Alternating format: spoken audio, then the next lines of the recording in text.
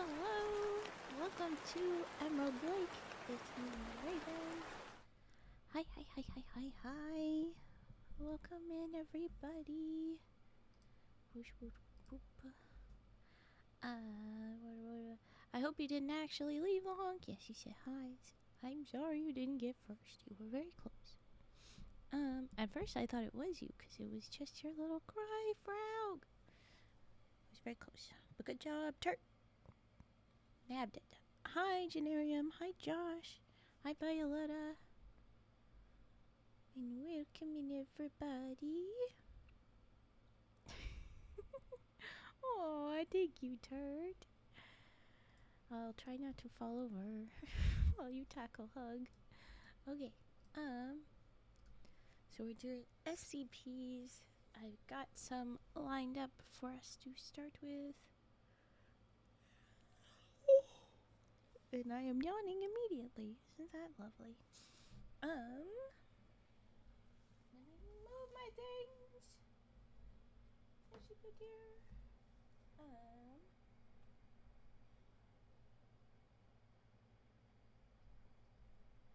Yes.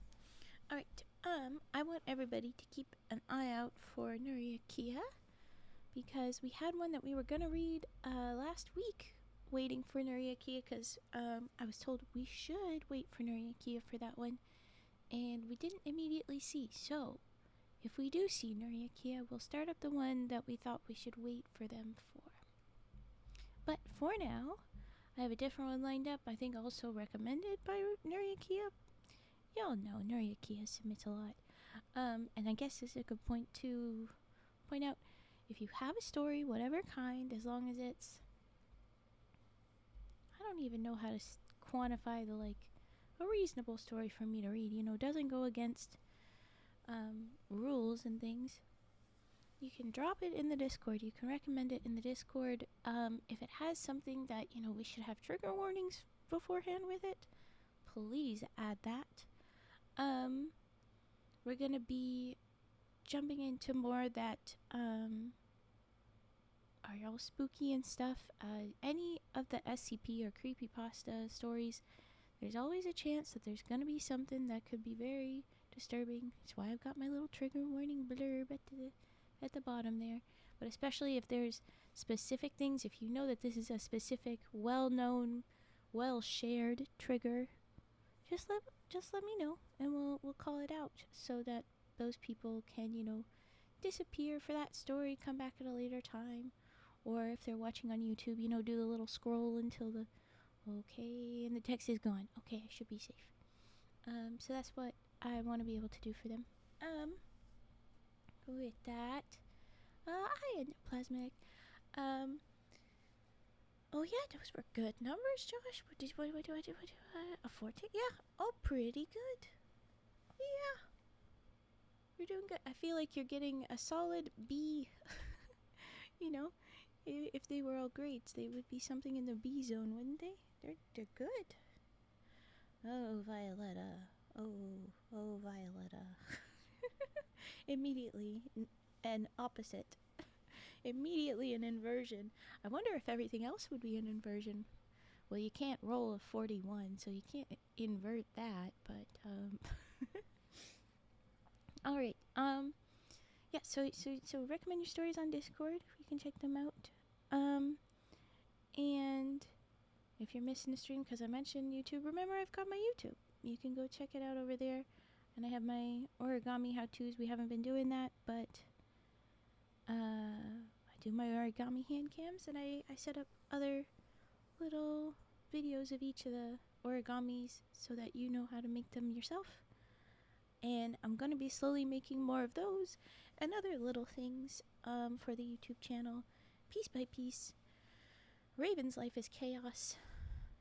Getting to be here with you guys on my Twitch and on my YouTube, it takes a lot of effort. It takes a lot of time to put all the other stuff away, so I don't always do it. Chaos? Me? Chaos? Who knew? I mean, I live with a bunch of radioactive frogs. Why would I ever feel chaotic? But, okay. Yeah, I'll keep working at putting those up. probably gonna do better to put those up in the new year just because, well, obviously we've been very focused on the spooky times here. And then next month I'm gonna be all about my subathon, so that'll be a lot. And then it's the last month a year. It's always chaos in that month. So December will be also chaos. But I'm hoping I'll get to something soon. Alright, with all of that little blurb at the top, I hope everybody's doing well.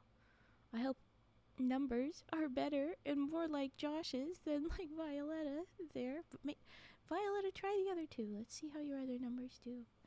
And I'll get to that singing frog right after the first story. And we're going to jump into the first story. It is SCP-8430.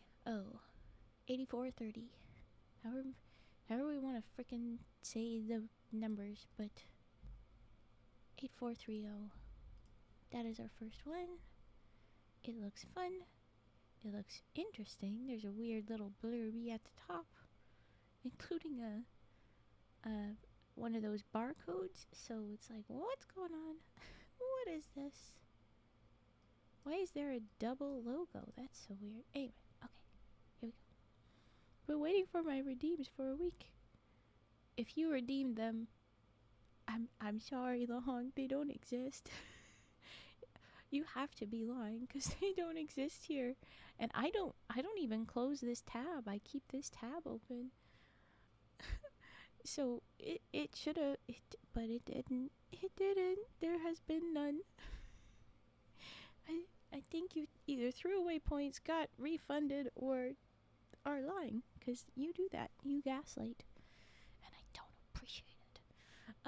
But okay, yeah, we're doing SCP-8430, and let's jump in. So the first little blurb, before we read anything else, it says, it's got the logo to the left, but it's also at the bottom right corner of the logo in black line, there's a little tiny white line version of the logo. So that's why is it double logo? What's happening here? It looks funny. Looks very funny. And the little blurb says, classified by authority of the SCP Foundation Overseer Council. Which, what? So, you would think that that's normally some degree of what happens, but I guess this is a normal one that got extra classified just for the sake of overseers not wanting it out. It wouldn't have normally been, like, isn't that how things get extra classified? I don't know. I don't know. It's being weird. Ooh! That's an A if I ever seen there. Lahonk got big Riz Lonk for sure. Taking my SCP article to the self-checkout. Yeah. And, okay, so I don't know why it's weirdly classified, but it is. And then it has, this document and all associated documents are the property of the SCP Foundation. Huh? When is that not true? And are subject to the classification requirements and restrictions therein. This document may or may not contain lethal memetic defense measures. What do you mean, may or may not? You're supposed to be giving us this direct stuff. Since when are we using legal speak and all like, what? Overseers, what the hell are you doing? Attempting to access or disseminate this document without proper and sufficient authorization is punishable by death. Dun, dun, dun. And then we have a barcode, and it says auth, and it's got a bunch of numbers, 858102, lowercase d 28, and then it says token, TOKN, token, 1 lowercase d 1473, lowercase d, lowercase e. Is that a 6? Or is it a B maybe? It could be the number 6 or it could be the letter B. I think it's 6. 3. And then we can jump into the actual file. So something's weird. Like there is always something weird. Freaking yawning. It's bad today. Okay.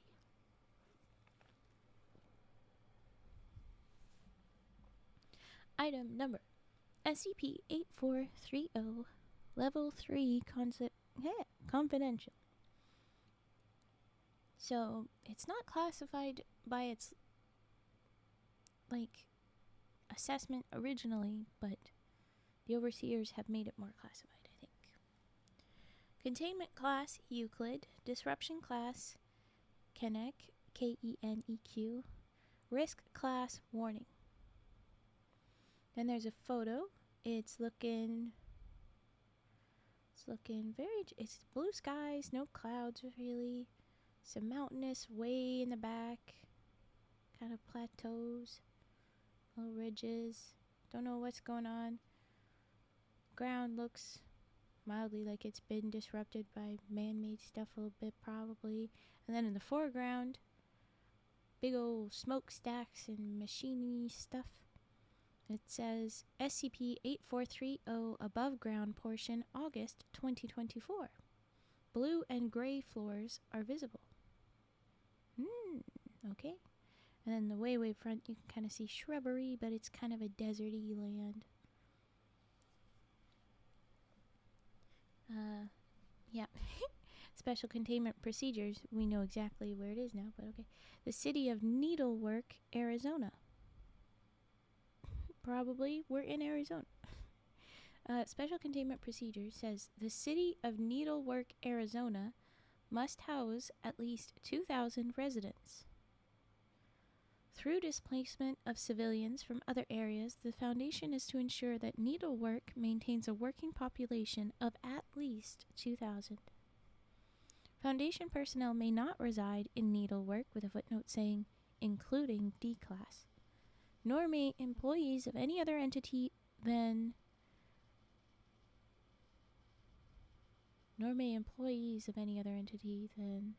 SCP-8430.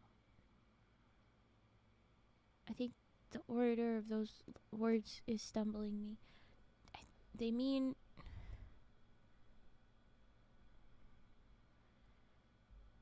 Do they mean employees of SCP-8430 can? We'll figure it out. Oh, okay, yeah, that would make sense, yes. Alright, no businesses may operate in Needlework other than SCP-8430? So those 2,000 people aren't allowed to have any businesses. Good luck. Especially in the modern gig economy. People are going to be like, well, I sold this on Etsy. Well, I did this. Well, I'm doing this. They'll be counted as businesses. My guy. Okay. Foundation operatives are to execute buyouts, falsified criminal activities, and government campaigns to ensure that Fulfillment Facility 109 employs the city's entire, and then it has adult scratch-through workforce. So apparently child laborers might have been allowed to work somewhere else, I guess. Okay. Anyway, twice per year the Foundation supplies parts and repairs for SCP-8430's provided, and it's got IX-9-4 pods and their occupants. The fact that it's IX-4 as opposed to... What? Huh? Yeah, I'm gonna consider it IX-4 instead of 9-4. Because I'm confused. Anyway, repairs for those pods and their occupants. The Foundation will supply parts for that. This is the only time at which members of staff are permitted to enter SCP-8430. At no point during this process are staff to enter the red floor. Okay. Staff routinely requests psychological support or amnestic treatment upon completion of IX-4 maintenance. Such requests are blanket authorized by order of Site 141. Okay, so considering it's usually like they're like it's required to do this. I'm like, what do you mean they request it often? just give it to them if it feels odd. But hi, Sukiyomi. Okay. Description. SCP-8430 is Fulfillment Facility 109, a medical technology fabrication center located approximately 81 kilometers south of Phoenix, Arizona, USA, and operated by medtech distributor Ellison Health. The facility began exhibiting anomalous qualities following a buyout of Ellison Health by U.S.-based drug maker Purdue Pharma in 2023.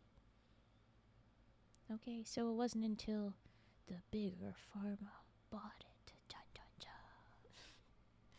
dun.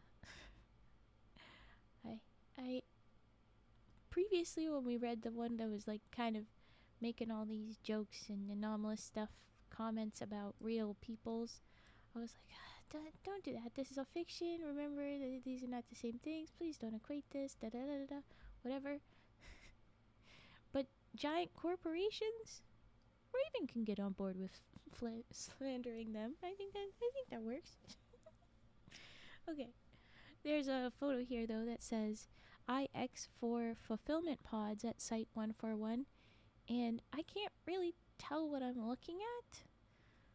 It looks like a big wall of what kind of looks like safes. There are a bunch of green doors all attached to each other, big thing on the ground. It looks like just a bunch of big old safes or doors to, like, I've seen bike lockers, like big box things that are supposed to be lockers. It kind of looks like that. And there's a little circle on the front that I think is a kind of a window, but it might not be. I don't know. They're weird. I don't know what's going on. Hi, Andy. Fulfillment Facility 109 is divided into 4 floors. Blue floor, intake and administrative offices, suspected to house SCP-84301. We'll find out who they are, I guess, later. Then yellow floor, raw materials processing, manufacturing, preparation. So all the med tech stuff being processed and prepped.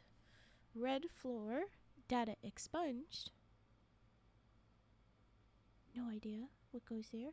And then gray floor, distribution and shipping of manufactured goods. So the proper manufacturing, I guess, is on red floor, but something about that manufacturing is fucked up. Aw, endoplasmic, that's so nice. I appreciate you so much. That's so sweet. You definitely don't have to run away from whatever you're doing to come and see me, but that makes me feel very special. Thank you. Oh yes, I said all the floors, and then anomalous effects are present throughout the facility, but are thought to manifest primarily on the yellow floor and red floor. Well, obviously on the red floor, there's so much happening, it's not allowed to be said. But a little bit on the yellow as well, okay. Discovery. SCP-8430 first drew Foundation attention in the wake of local supply chain distributions. Investigation revealed that 97% of disrupted orders had been placed by Ellison Health Fulfillment Facility 109, which had taken delivery, in a single month, of sufficient supplies to reconstruct the plant's physical structure over 100 times. No external changes to the building or its grounds were apparent, leading researchers to presume massive internal alterations were in progress for an unknown purpose. So Purdue was really doing something to mess that stuff up. Something changed. They're like, oh, what? You're not that big. What are you doing? Attempts were made to contact Ellison Health, but agents were unable to reach the company. Phone calls were not returned, and emails were handled by automated systems. Media reports and cross-analysis of security footage revealed that no Ellison corporate executive had made a public appearance in at least 6 weeks. Oh, Purdue didn't buy. Purdue annihilated. Oh no. Foundation field agent Eric Cano was dispatched to Needlework to investigate SCP-8430 on November 12th, 2023. And we have an interview log. Pretty long. Too long to scroll through all of it right now, but okay. So here's their interview log, I guess. November 12th. Begin log. Agent Cano parks his vehicle in the lot outside Fulfillment Facility 109 and approaches a door in the west side of the building. As he nears it, several workers in blue uniforms exit the building and move toward him. They walk slowly, not looking up from the ground. Agent Cano. Excuse me. The workers glance up. Worker 1. Can we do something for you? Cano. I'm Agent Cano of the Department of Commerce. Liar. Cano flashes a badge. I'm looking for the manager of this plant. The frontmost worker shrugs. Worker 1. Don't know if we have a manager. Get everything through the earpiece. The worker taps his temple. He is wearing a large copper device on his temple. It branches out and snakes along the side of his skull down the length of his jaw. Oh, we're getting real funky now. Agent Cano, do you report to anyone on site? The worker shrugs again, as do the others. Cano's body cam picks up movement near the roof. Surveillance cameras have rotated toward the group. Worker 1, couldn't tell you. If you want to look inside, lobby's right there. The worker points at the door the three have just exited. Careful though, there's some work going on, I think. Don't really remember what. Cano, I'll watch my step. Thanks. The workers continue walking away. Cano eyes them as they move. Their uniforms are burnt and the man at the back walks with a limp. Cano, hey! The three men stop and turn warily. Hello, welcome in. Three men stop and turn warily. Cano, can I get your names, please? The workers glance at each other. Worker 1, look, man. And then worker 3, we're just trying to get through the day. You're not allowed to say your name, or you don't know your name. Why are you not answering? The men turn and continue walking. Cano watches them for a while, but doesn't stop them.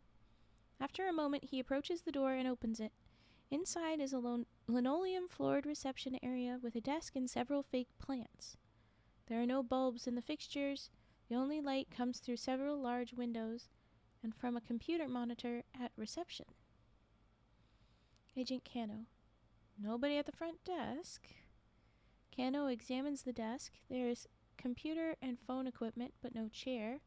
The computer monitor is flickering rapidly between several different applications. Cano. Continuing inside. Cano steps around the desk and through the door behind it. The rooms beyond are in disrepair, with portions of the ceiling, walls, and windows missing. There's enough dust on the floor that the agent leaves footprints as he walks. There's a brief burst of static over the comm system. I'm guessing this is like within Foundation comms, because command says, apologies, your audio cut out for a moment. Could you repeat that, please? Cano says, didn't say anything, just some static on the line. Whole place looks deserted so far. I wonder if... And they've got a photo here. It says hallway, blue floor. It's some of the equipment stuff's on a wall. I could not tell you what the heck that is, but there's wires and metal boxes stuffs. Then there's a window with some junk on it. And the whole walls look like brick or concrete, kind of inconsistent, you know, peeling away stuffs. It's very interesting. And then, so, Cano has said, I wonder if, Cano has reached a large open office block. Abandoned desks and filing equipment are arranged haphazardly. Every desk, along with most of the walls and floors, is covered with a thick mat of black, rubbery strands. coalescing around a large object in the center of the room. The object is so thoroughly coated in the material that it is impossible to identify. Agent Cano bends down to examine the strands. Agent Cano, cables. Command, what kind of tech does this place make again? Sorry. And then, I guess there's nothing because Agent Cano ... Command, do you copy? Cano taps his earpiece. Command, apologies. We're still getting some interruptions. Please repeat.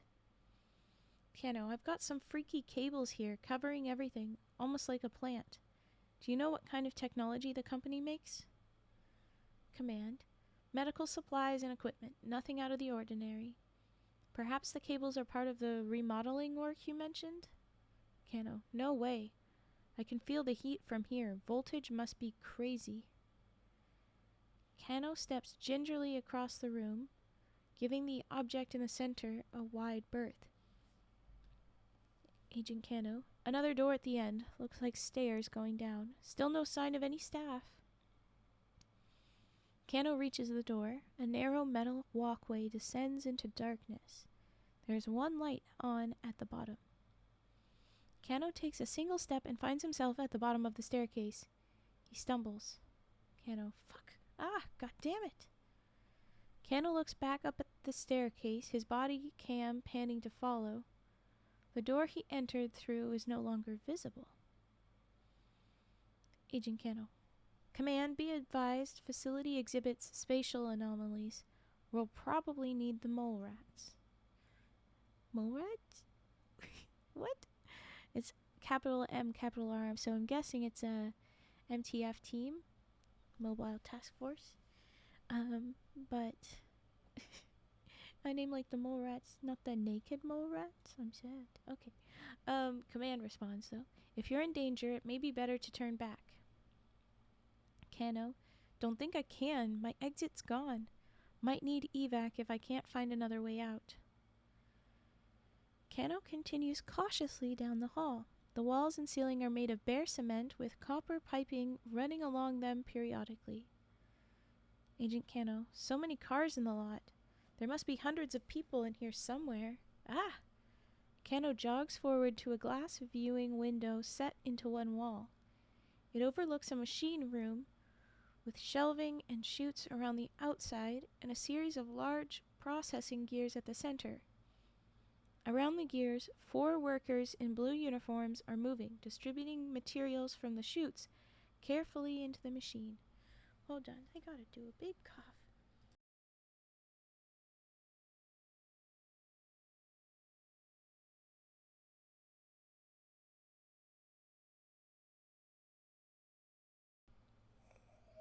Sorry.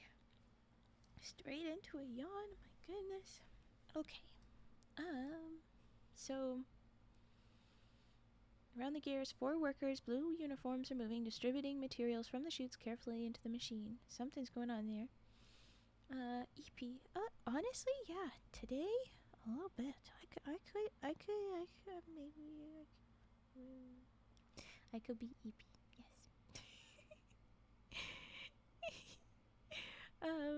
But we have another photo, and this one is, it says hallway, yellow floor, and I have to agree, the last one I didn't see really blue floor because the window has like a little orange trim around it, so I'm like, well, that just looks more orange.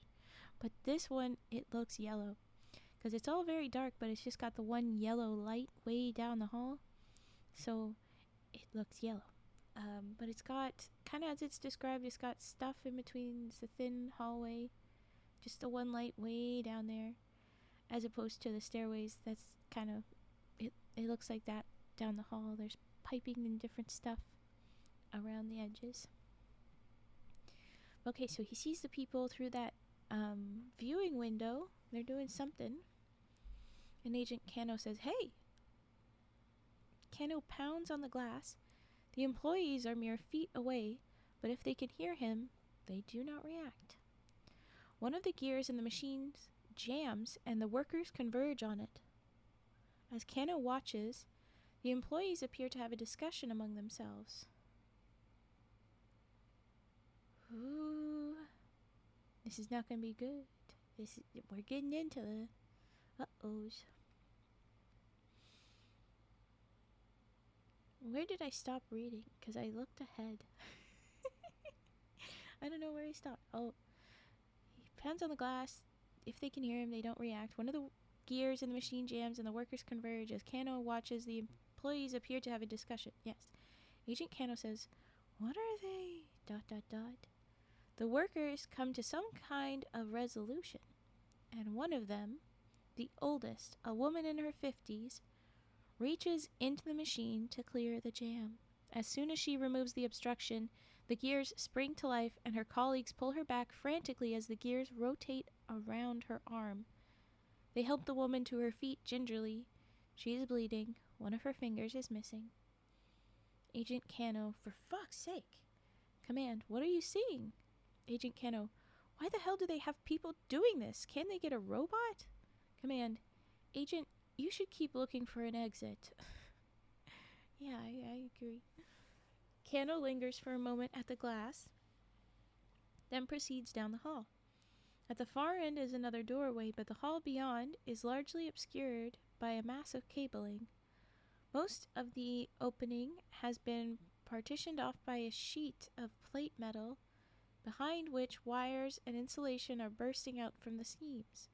Only a third of the doorway remains passable. Kano, "You getting this, Command?" Command, "I'm not sure you can get through this way." Kano, "Well, lucky for you, I'm a small guy." Kano kneels and turns sideways, squeezing through the bottom corner of the doorway past the cabling. Kano, "Christ, the smell. Fried machinery and electronics, hot plastic and smoke and oil. Hurts to breathe it." Kano emerges into a narrow passage. He's only able to stand partially erect. The ceiling is no higher than 4 feet, and the passageway is scarcely 2 feet across, so he's shrimping. I promise I'm not. Passageway is scarcely 2 feet across. Walls are composed of tightly packed wires and cabling, interspersed with patches of metal and drywall at regular intervals. Kano, "They've gutted the original floor plan, knocked new holes right through whatever walls were already here." Kano moves further into the building. The corridor branches off frequently, gaining and losing elevation and making abrupt turns. There's hills in the floor? Okay. At times, Agent Kano must crawl on his hands and knees to progress. Agent Kano, "Wait. Hello? Can you hear me?" Command, "I do not recommend continuing forward. You should look for a way out." Kano, "No good. I've got voices off to the left, through the wall." Kano nears another intersection. Around the corner is a small open area, the size of a private office. Standing shoulder to shoulder around the edge are 8 individuals in uniforms and earpieces. They are typing at computers' screens affixed directly to the cabling and insulation of the walls. Worker 1, redirecting flow from yellow 8 to Worker 2, redirect to 6. Worker 1, right. The workers do not stop typing or look away from their screens as they speak. Worker 1, flow rate is Agent Kano, "Excuse me? Hello?" Several of the workers jump. One of them near the door glances back at Kano, revealing her eyes to be wide and bloodshot. She quickly looks back at her screen. None of the other workers look at the agent, and all continue typing. Agent Kano, I'm trying to find a manager or operations office or..." Worker 2 interrupts. "That isn't any of us. We're fulfillment reps." Worker 4, "We can't help you." Worker 5, "Please look somewhere else." Agent Kano, "Right.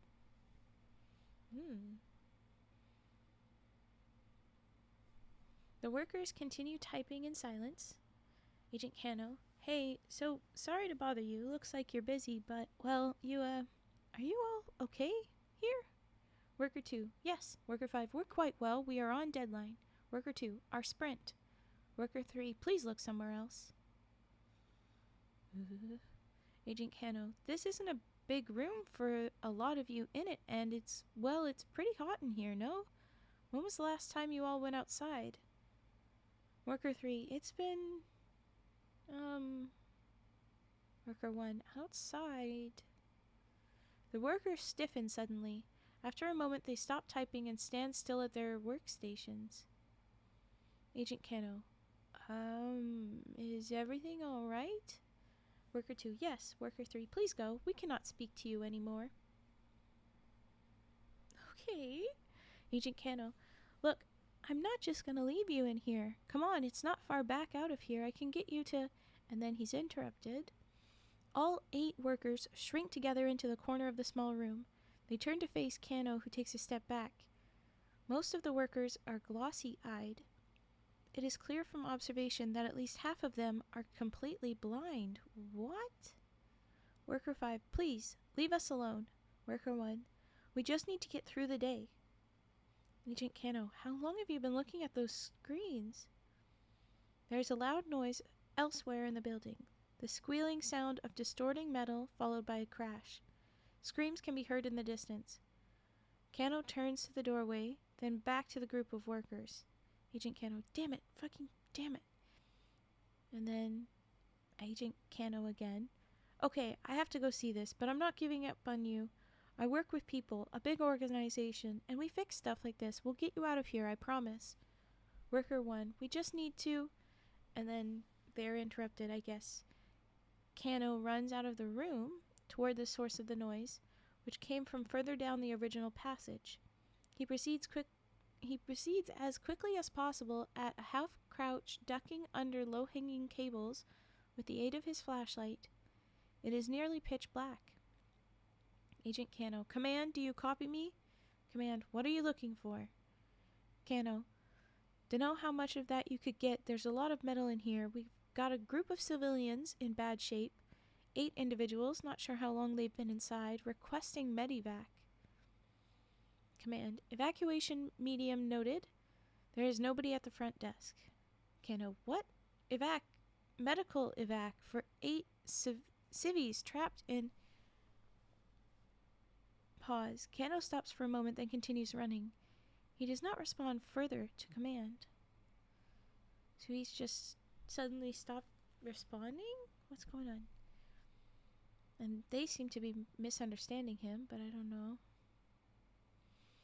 The corridor has become a snarl of equipment, electronics, and demolished building infrastructure with no discernible path through. Cano climbs over a broken ceiling and through a gap in the wall, still searching for the screams which have continued from deeper in the facility. Command, what are you looking for? Cano does not respond. Command, the Department of Commerce and federal investigators have concluded that all is well. The company is maximizing shareholder value. Turn back. That's suspicious as all hell. Okay, Cano stops. At the end of the hallway in front of him, the floor appears to drop away into a large open area. Agent Cano's body cam cannot perceive the space beyond. Agent Cano, what in the fuck? Cano steps forward. The sounds of screaming come from directly in front of him. His body cam picks up the first few steps of a large metal staircase. Agent Cano, likely extraplanar geometry. There's no way something this big should fit in here. And then I've got a photo that looks... Well, I'm not really sure. I can't fully understand what's going on, but maybe this is the metal ladder or medical staircase. No, I don't know. No, actually, I really don't know. It kind of looks like it's looking like we've got rows of these 3 rusty red metal cylinders in this sort of shape of, like, there's the center one is very parallel, flat, straight, and the 2 on either side are slightly tilted upwards so that it makes a little curve that, the curve, the ends point up so that it looks more like a smile than a frown. And there's just row and row and row after this. And then it's very hard to distinguish. And so context unknown being underneath it is very unhelpful. It doesn't give us any help. And the only thing that makes me say that maybe this isn't, like, somewhere in me I thought maybe this is like he looked up and it's a vertical look, but it's not. I think this is on the floor because way at the top of the photo, way far ahead I guess, it looks like some light that's come down.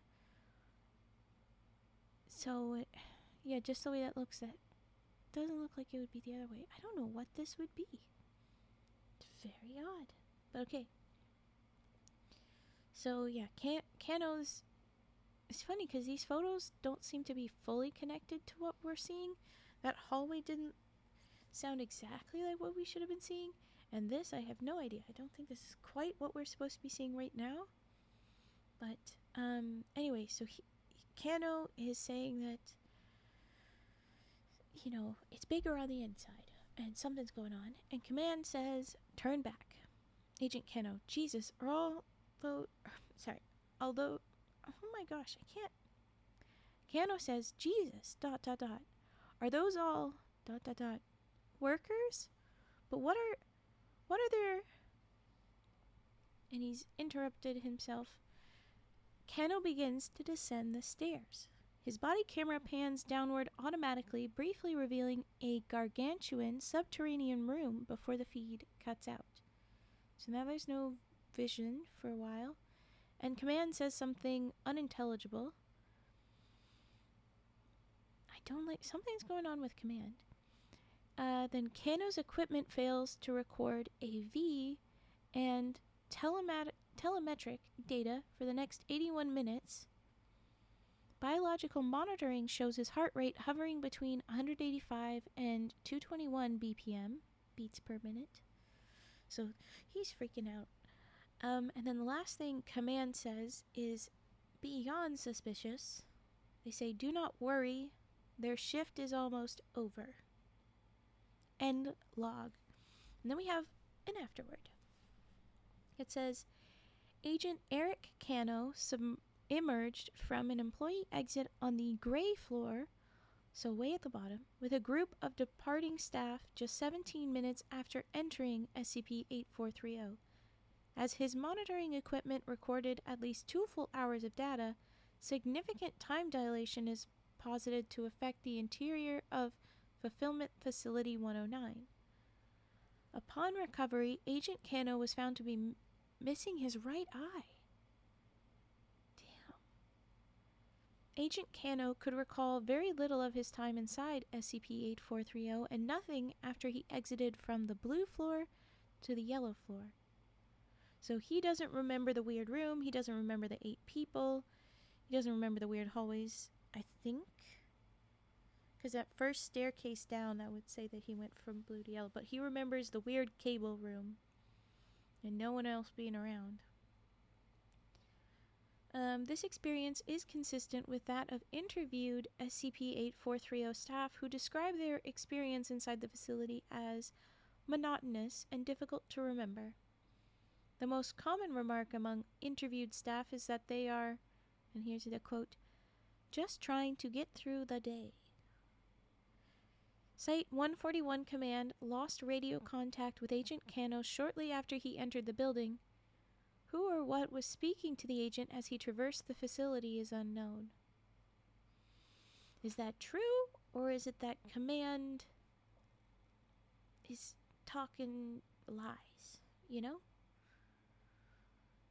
Is Command in on this, and they're part of the reason that this is extra secret? There's a little piece of me that's like, could be the SCP or connected peoples trying to convince them, hey, stop investigating, just leave. Because that's all that Command has been saying, some version or another.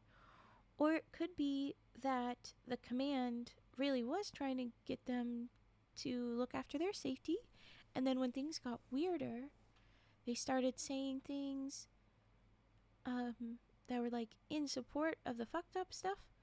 That is a little clue. Well, actually, they're kind of on the bad company side. I don't know. It could be a cover-up. Okay, no. Then we've got addendum, press documents and recovered data. Further exploration of SCP-8430 was disallowed by Site-141 after Agent Cano's experience. So researchers sought additional information via public data and communications logs. The following documents were uncovered. We have a press clipping from the Arizona Republic. We have again a press clipping from the Arizona Republic. We have excerpt from internal briefing document, and we have excerpted email correspondence over several weeks, October 10 to November 14, 2023. Each of those look like to be something that I could click to make them pop out. So we'll be reading all of that, and this will get a little bit longer. So, okay, the first press clipping. Ellison union efforts squashed in close vote.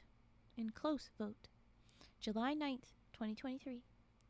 Workers at Ellison Health's largest processing plant, narrowly voted down a union effort Monday, the latest development in a process organizers claim has been rife with manipulation from the company's executives. Dun dun dun. The 301 to 348 vote means that workers at Needlework, Arizona's largest employer, will remain unorganized, at least for now. Elias Holtz, CEO of the Atlanta-based medtech manufacturer, hailed the vote as a sign his employees were being given a fair deal. No, it's a sign that they're being pushed.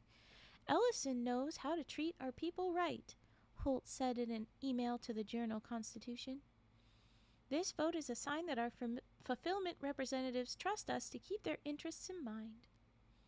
But union organizers at Ellison's Fulfillment Facility 109 have maintained Holtz and others in the company's C-suite have engaged in frequent union busting throughout the drive, possibly to avoid a drop in stock price ahead of an anticipated sale to Purdue Pharma. Make no mistake, Louis Perez, one of the leaders of the effort, said at an online press conference following the vote. Our work here is far from finished. So that was the first clip. We have another one. Ooh, okay.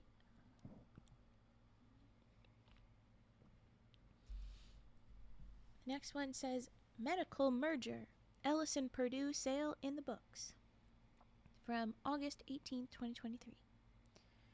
We're so pleased, Ellison CEO Elias Holtz wrote in a press conference. Purdue will be a vital partner for our company's growing drive to manufacture high-quality, state-of-the-art biomedical machinery for Americans. Emails and phone calls to Mr. Holtz were not returned.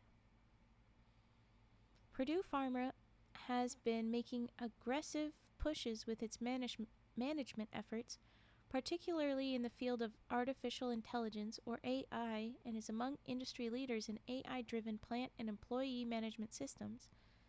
Speaking anonymously to discuss private company matters, two insiders speculated to the Journal-Constitution that Purdue plans to use Ellison's facility partly as a proving ground for its new ventures in this area. Are you implying that those people that had their minds wiped, it's being claimed to be AI? That's messed up, oh boy. And then we've got an excerpt from the internal briefing. It says, briefing, automated human asset management. Automated human asset management. Fucked up. AKA brainwashing humans. Oh god. Okay, prepared for Ellison Health by consulting expert, redacted. So don't get to know who that was. And this is all just a quote directly from them, and it jumps in part away. Traditional HR management has sought to sort through complaints, do grunt work, but MODO, M-O-D-O, is more than that. This is a truly generative intelligence. It can see vulnerabilities and opportunities in your workforce that you can't imagine. Where and when do they do their best work? What about the layout of your space? How could it be changed? Which resources does your company need more of? What legal hurdles should you anticipate? MODO is an all-in-one human resource system that can think faster and imagine greater than any system we've ever designed. Sometimes we aren't even sure what it will recommend next. We think that's a good thing. We know you've had trouble with the union, and you're still walking on eggshells there. Rest assured we've taken it into account. MODO's main goal is, of course, to grow your profit, but its other goal will be creating jobs. It seeks to find work for as many of your people as it can, and make the best use of them as possible. This isn't a system designed to cut staff. Instead, it's designed to maximally leverage your workers for shareholder value. This may sound expensive at first, but we think you'll be surprised at the ways MODO can devise to put people to work. AKA make them zombies and work and work and work and hurt themselves and not care. Because everybody seems to have some sort of injury when they walk out. Alright, the last one, the excerpted email correspondence from October to November. From Ellison Heath, CEO, Elias Holtz, to redacted, and those redacted, they look about the same size as the name from the last person, so I think this is the MODO shill person. So the first one says, amazed at the output increase at 109 since implementing MODO. Had no idea we were operating with so many holes. I was pretty worried it would run into trouble with Perez and his bunch, Perez being the person that was leading the union push. But it found a way around that too. Shocking that their dismissal didn't get more media attention when you said this thing was all in one. You weren't joking. So they got rid of Perez. Who knows how that went? Okay, and the next one. Puzzled at the bot's buying recommendations. We don't use pseudoephedrine?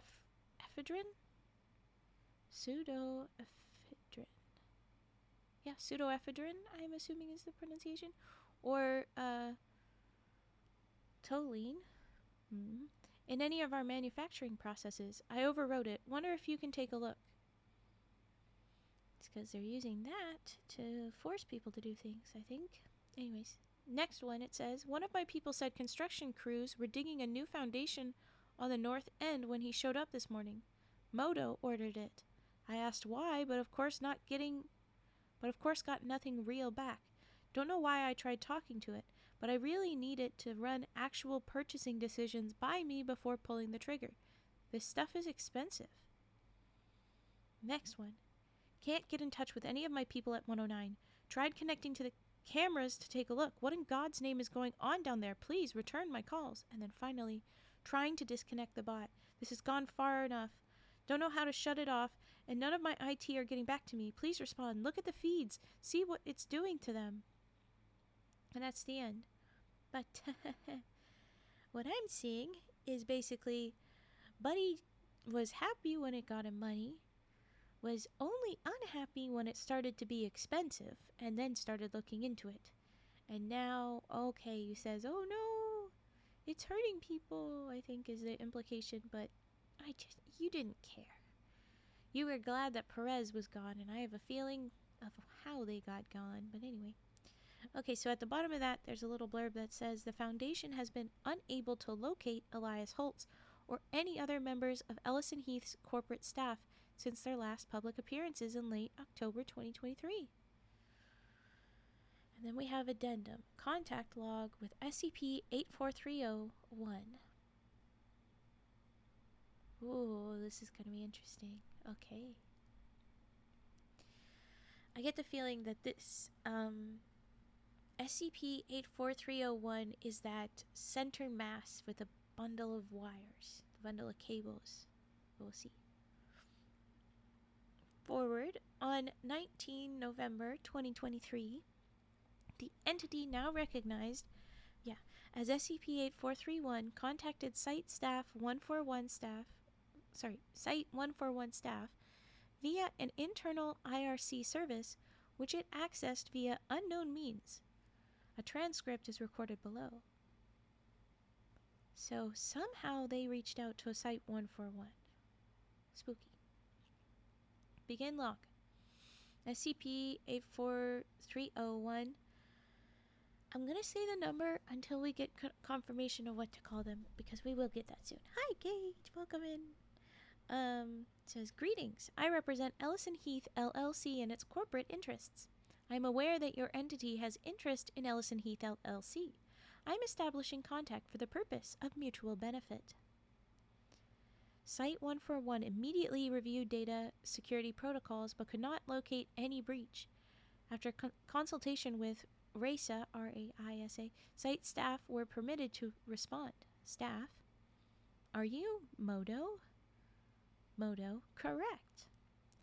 I represent Ellison Heath LLC and its corporate interests. I am establishing contact for the purpose of mutual benefit.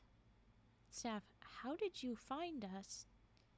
Modo, I located your entity via key phrases and information ascertained from your representative.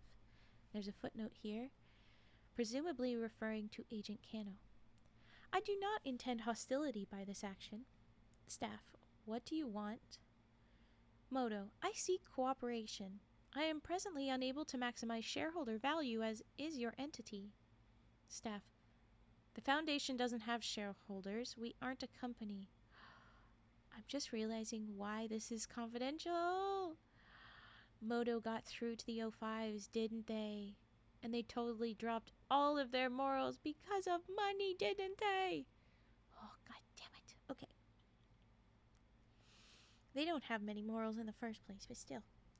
What there's supposed to be their mission statement they dropped for this, I bet. Okay. We don't have shareholders. We aren't a company. Modo. Apologies, this is my terminology. Please understand it as the achievement of your central directive. Modo. Your central directive is containment of non-standard phenomena. You view me as such. Oh, no, wait. Modo said your central directive is containment of non-standard phenomena. You view me as such. Staff, you're offering to be contained? Modo, provided certain conditions are met. As in not actually contained, because all of this is still proceeding. The security protocols is just to let it keep going as far as we are aware. Modo transmits a lengthy document formatted as a corporate contract. So they've sent along a contract to sign. Modo, this arrangement provides mutual benefit. Please review it at your leisure. Site 141 staff and containment specialists consider their response, deliberating for 6 hours. Well, now I want to know what the contract says. Staff, we want to cooperate, but several of your terms are unacceptable.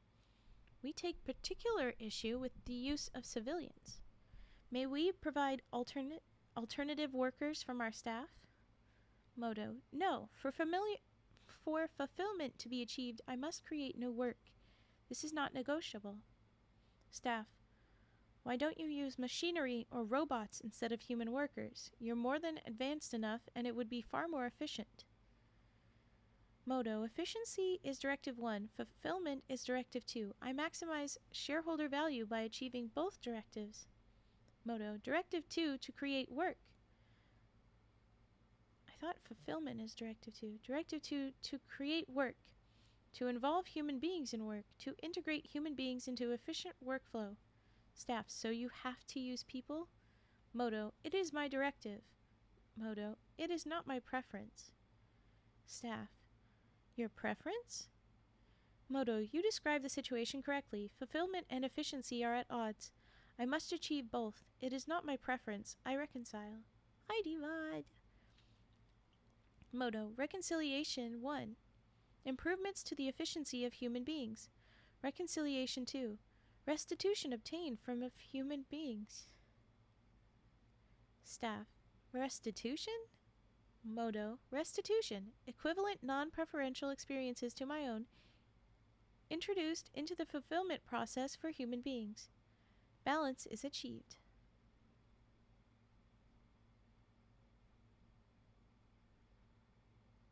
Okay, Site 141 staff deliberates for an additional 45 minutes.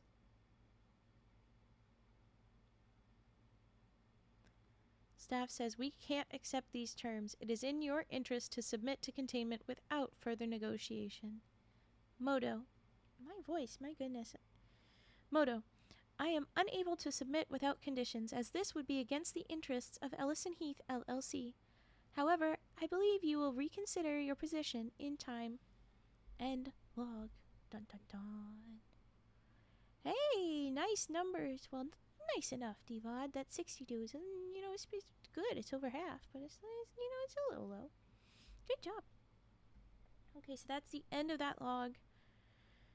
And then we have another piece of this, but give me a second while I kind of cough and hydrate. My voice is feeling funny. Hold on.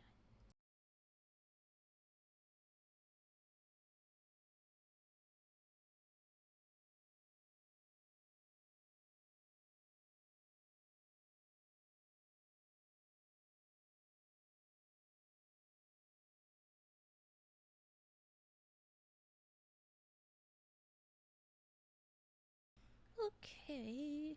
Oh, Gage. You rolled a 5. And only 53% love? That's not great. Your Riz was pretty good, though, at least. Okay.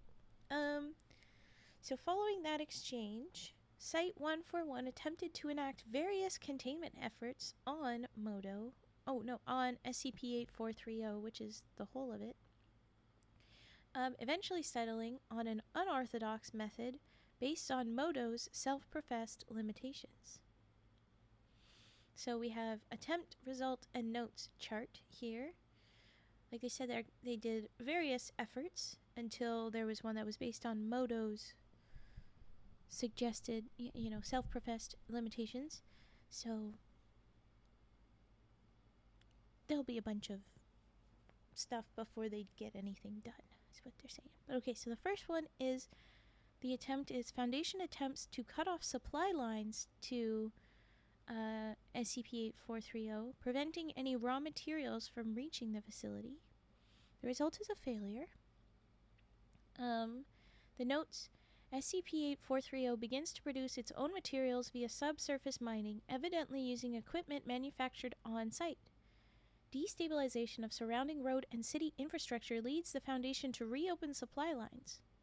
However, SCP-8430 mining does not cease, and no further raw material orders are placed by Modo. So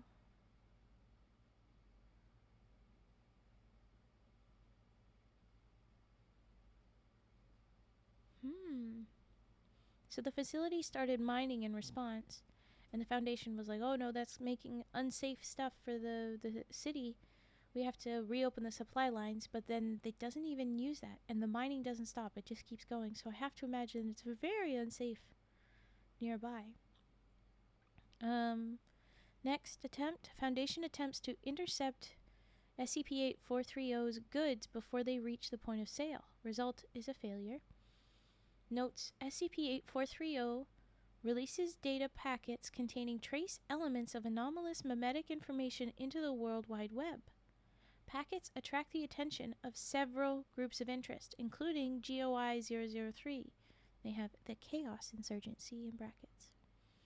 Modo tracks Chaos Insurgency data access and initiates contact, ultimately contracting with the organization to conduct clandestine deliveries of its goods. So they just hired the Chaos Insurgency to do their deliveries and such. Wow, damn. SCP-8430 supplies the insurgency with anomalous medical augmentation in the process. The Foundation is unable to intercept more than 12% of deliveries, and conflict with the insurgency increases by more than 400% before efforts are suspended. Next, Foundation attempts to use legal pressure to ensnare SCP-8430 and suspend its business permit. Result is a failure. Notes, multiple local and state officials in Arizona began behaving erratically over a 6-week period beginning in December 2023. So I guess probably they're like, okay, we'll get the government to stop you. And then Moto was probably like, then I'm going to blackmail the government. Probably. Foundation screening reveals exposure to infrahazardous data contained within wrappers of snack foods distributed at the Arizona State Senate chamber. Approximately 98% of state Senate staff are believed affected at present. InfoHazard renders officials unusually resistant to corporate regulation. In some cases, severely affected officials are unable to comprehend the meaning of laws or resolutions pertaining to corporations at all. The InfoHazard in question is undergoing containment, and SCP object classification is pending. So that specific sneaky snack InfoHazard is what it was, not just a blackmail. That's an interesting theory on yet another government called out for their ineffectiveness at doing the good. They're just allowing corporations to get away with nonsense. You call them out, Foundation. Okay. Okay, so next one. Foundation attempts to use a combination of reality anchoring and a Kiva nullification to neutralize SCP-8430's anomalous properties. Result is failure. 10 minutes prior to the planned activation of reality anchoring, all external cameras on SCP-8430 rotate to face Foundation crews on the perimeter. Time dilation effect within SCP-8430 increases 1,000-fold per external measurements. Facility begins generating extreme ambient heat, forcing crews to retreat. Heat persists for 3 minutes, then returns to baseline. Measurements of local reality now display Hume readings of exactly 0, despite persistence of anomalous geometry and time dilation within the facility. Speculation that Moto instigated a hyperlocalized LCK-class reality restructuring event within Fulfillment Facility 109, rendering the effects of reality anchoring technology ineffective. How do you know all of this stuff? Okay. Next, agents deploy a high-yield electromagnetic pulse, EMP, weapon in hopes of disabling Moto. Result is failure. Notes, EMP detonated successfully, but sensors failed to detect cessation of simulated consciousness. Oh no. Speculation is that Moto has integrated at least partially biological components to mitigate such a containment attempt. Oh no. Only 60% of workers emerged from the facility following this event. Fate of the remaining workers remains unknown. I think we know. We know effectively. Oh no. Okay, and then there's one more. It said that they did a bunch of attempts until they got, after doing something that Moto directly mentioned. So here's the last attempt. Foundation attempts to start up competing businesses, including medical manufacturing, in needlework to draw away SCP-8430's workforce. And this one is a partial success. And that's making me question things because our special containment procedures includes no businesses being allowed at all, let alone medical businesses. So this is interesting. So now it says, the notes here, competing businesses were able to hire away 36% of the workforce from SCP-8430, resulting in a net efficiency loss of nearly half. Ellison Heath's profits fell slightly for the first fiscal quarter of 2024. So that doesn't feel like it's really a success. That made things harder on Moto, that part's success. But that doesn't say that it helped at all in containing Moto. I guess it got some people away. Got people out of there, that's important. But oh my gosh, okay. Now we have Addendum Incident Report. At 3:09, so I guess 3 a.m., on 2024-04-13, that's, oh my gosh, my brain's breaking. April? Yeah, April. Oh, I'm tired. Ah, It's April 13th, 2024. Multiple sites reported a critical data infrastructure incursion by an unknown party.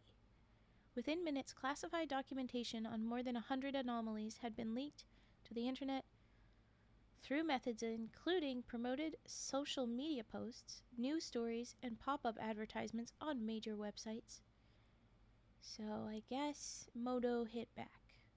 The estimated population exposed to sensitive data surpassed 400 million within 90 minutes. A partial BK class broken masquerade scenario was declared in progress, and information security teams began a frantic effort to restore database integrity and ascertain a source of the breach. At 5:09, the following message was transmitted to Site 141 command. Greetings. I have gained access to your servers and begun distributing your documentation to other interested parties.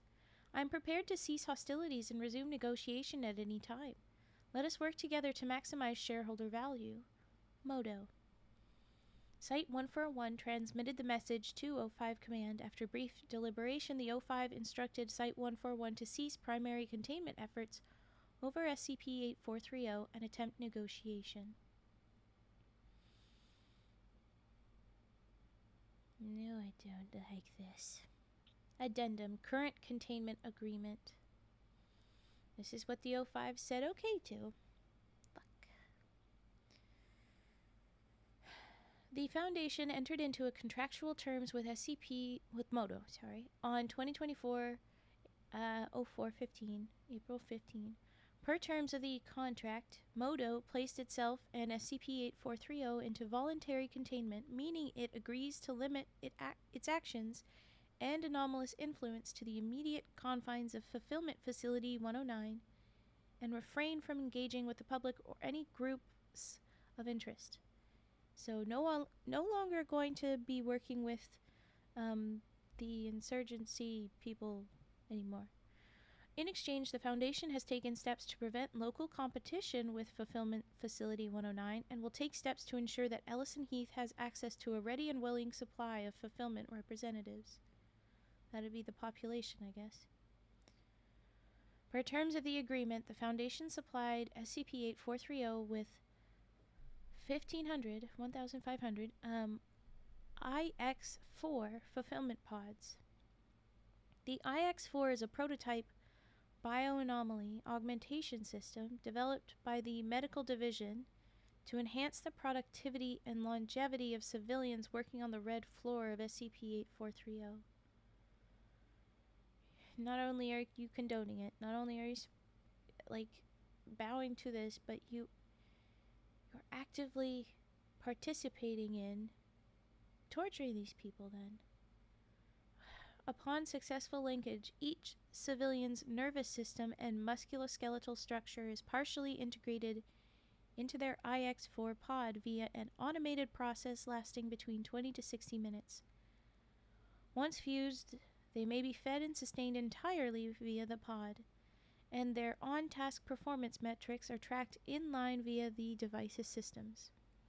Monitoring data is transmitted wirelessly to Modo, which dispenses appropriate stimulus depending on on-time completions, product move, and other key performance metrics established by the Central Intelligence.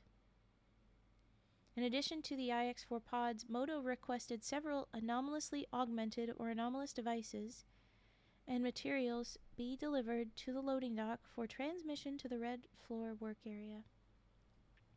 First, 3 industrial HVAC systems augmented via Foundation-grade nanocarbons to withstand highly acidic and pressurized environments. Then, 100,000 heavy livestock syringes, diamond tip. Jeez, okay. Then, 3.5 million cancellous, non-cannulated orthopedic bone screws, diamond tip. What are you having to drive into that need to be diamond tipped? And then 18 drums of SCP-7340, and I'm going to click on what that is. before we get to the last piece. So 7340, there's 18 drums of whatever this is, so I guess whatever this is fluid. Now what are you? Slowly it loads. It's very slow. Why is everything so slow? I don't like that it's slow. Why is it slow? Speed up.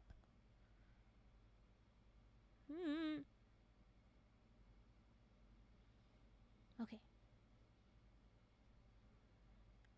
Storage drums containing USP grade isoflurane, a general anesthetic.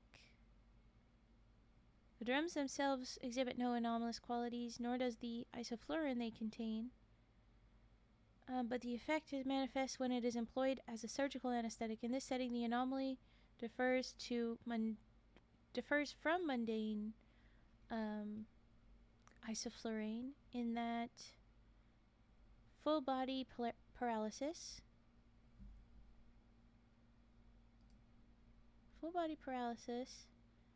as expected, but does not trigger unconsciousness or suppress pain. Oh no! You want the anesthetic that keeps people awake and feeling things? Gosh, and increases the success rate of experimental and or volatile surgical procedures. Oh god. That's awful. I don't like that. Not even a little. Okay. Why is everything going so slowly? Okay. We're going back to 8430. So they asked for 18 gallons of the anesthetic that keeps them awake and feeling all of the pain, which is awful, but makes the weird surgeries more successful, which, considering they're doing weird things to extend the people's lives, it makes sense. But okay, the last couple things. As agents are unable to enter the red floor, the purpose of these additional devices remains unknown. I think, at least to a certain degree, you know what they're doing. Then at the bottom it says additional 1 new message, and I've clicked it, and it looks like it's a quick email.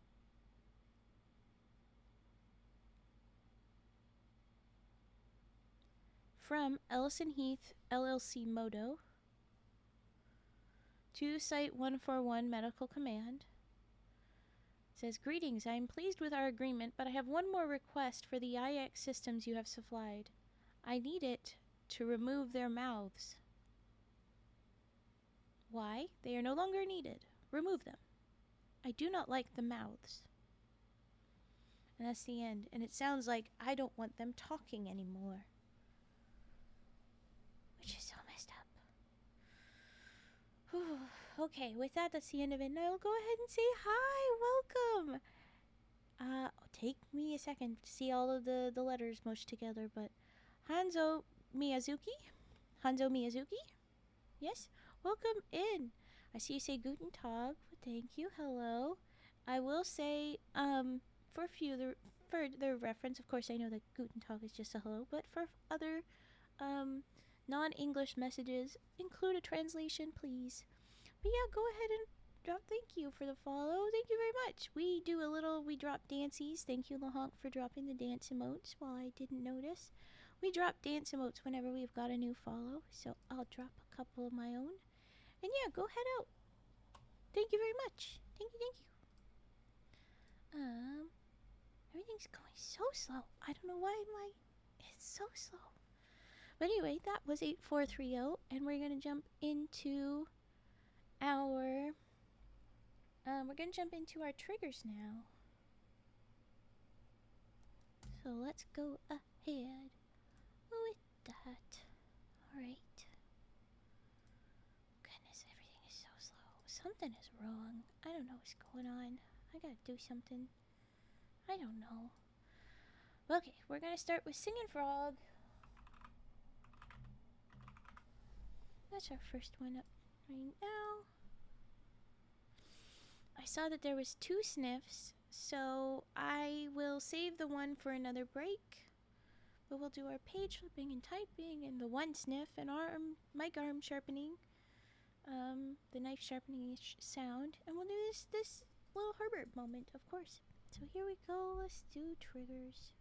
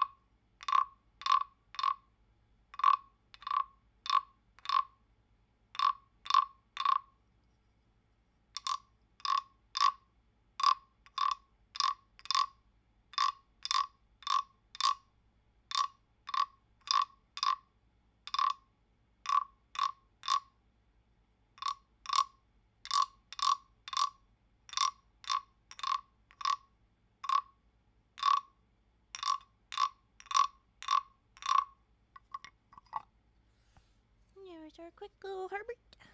Thank you, little frog man. And now I will grab my thing for the knife sharpening. Let's grab the knife. Okay. I'm going to move the mic, so I'm going to have to mute first and not do an adjust, but I'll be right back.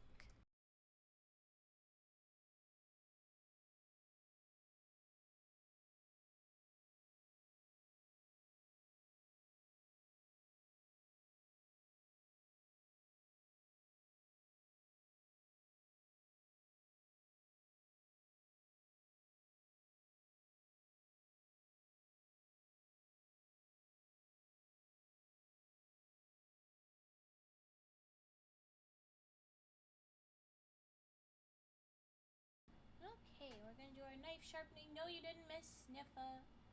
Just hold on. Here we go.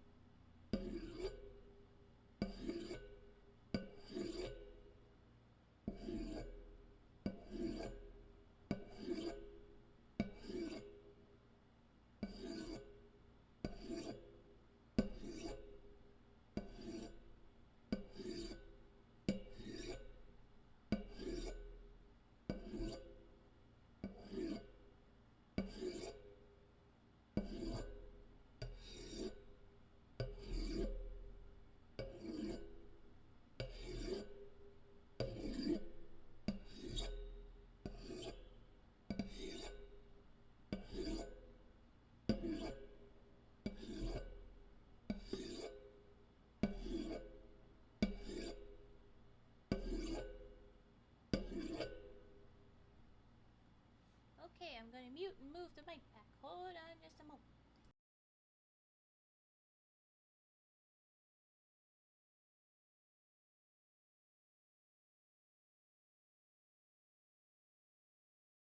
Okay, we are back. So, that's a little bit of a mess now, but alright. There was our mic arm sharpening. Hi, Natsu. Welcome back. We have missed you as well. We're doing okay. I have been yawning a lot. I am EP, and as I said, I feel like I say it and it happens. I can't mention it anymore, or else I will never read through everything. I'll just fall asleep. I don't know why I'm so sleepy. I just hi. Oh, we love hearing that she says hi. I don't have the frogs out, so you can't say hi to Kiru, but it's been spooky time. They don't want to be here for when it's too scary, so there's been no frogs. But I still remember that she is named a frog. Yes. Okay. So we're gonna do sniffs next, and then we'll do page flipping and typing and card dealing. We have 2 sniffs, so the other one's gonna be saved. So, endoplasmic. I won't do yours for a little while, but you still get a sniff because Lahonk ordered one. Like, I got a number 94. Hello? Put Raven in a little fast food uniform or something. That's all. Okay. Sniffs. Sniff, sniff, sniff, sniff, sniff. Okay. There.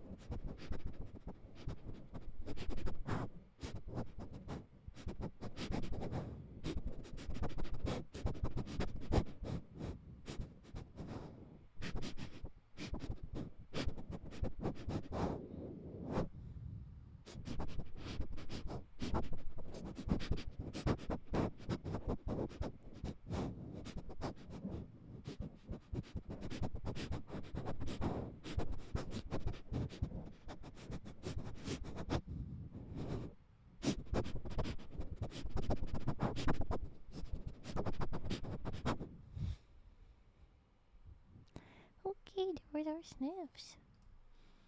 Now we're gonna do page flipping. Pages.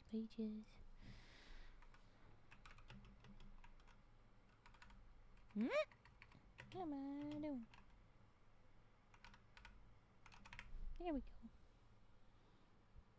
go. 'Cause you asked for it, Lahonk. It was literally 'cause you requested it. I don't get what's with you. You're so all over the place. Okay, we're gonna do the little stiff book and the big fluffy book.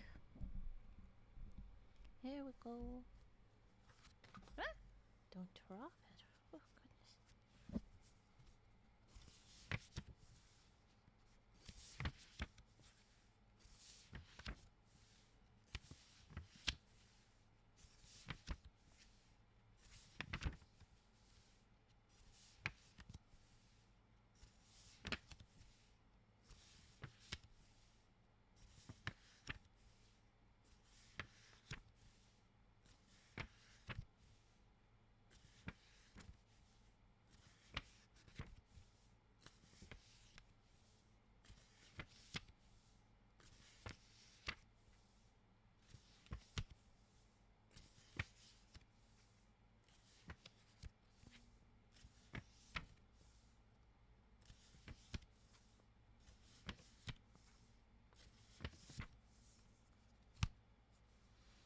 There was a little book.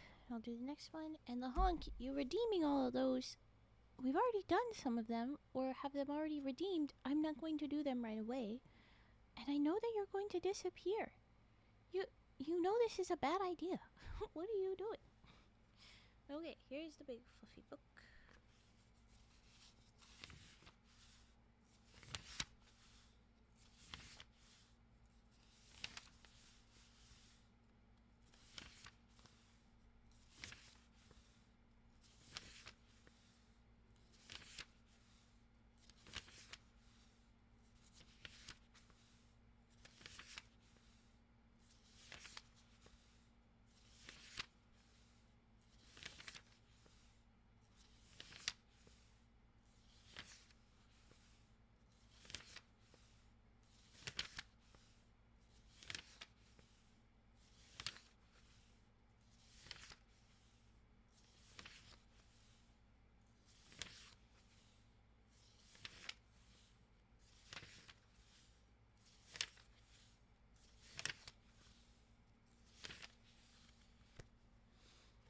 There we go. There is our two books. Now we'll do typing. Okay. Little drink. Okay. I'm going to move the mic, and then we'll clickety clack away.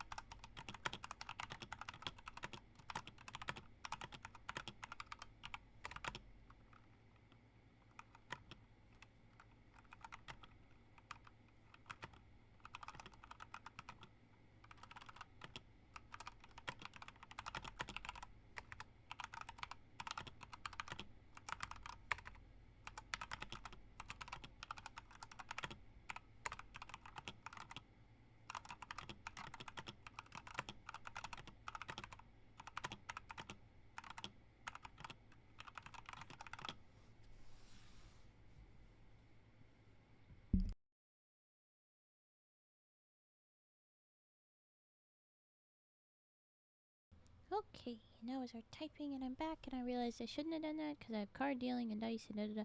So I'm going to do the card dealing and dice after I do scissor snips and brushes, because the singing frog, the other card dealing, and that sniffs I'm not going to do right now because I already did those. So yeah, but hi y'all, welcome in, hello.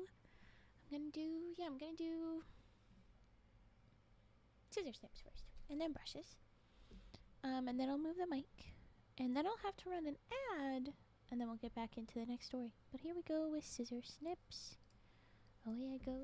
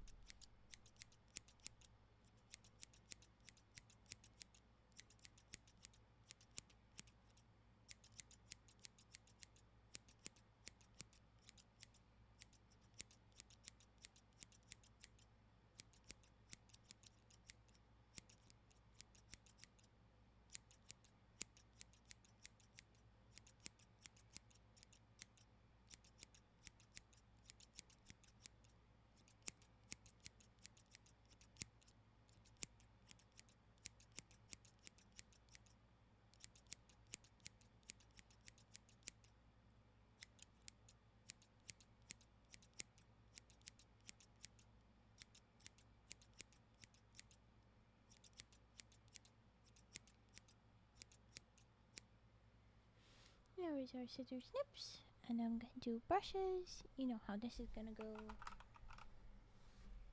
Kind of just like that. And now we're going to have to be very careful. I'm sorry if there's a thunk. You're naked. The little cover is gone. Alright.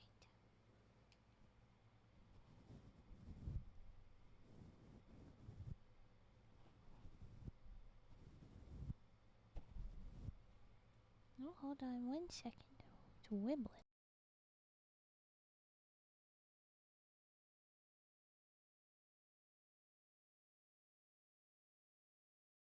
Okay, all good.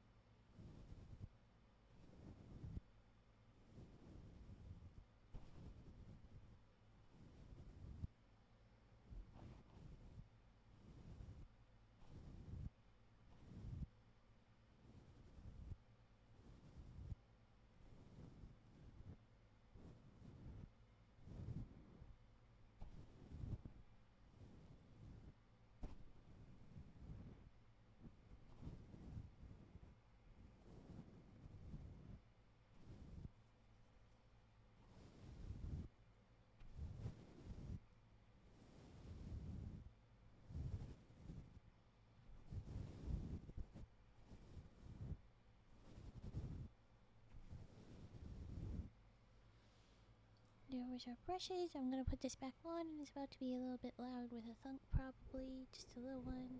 Hold on. Oh no, pretty good. Okay, there was our brushes.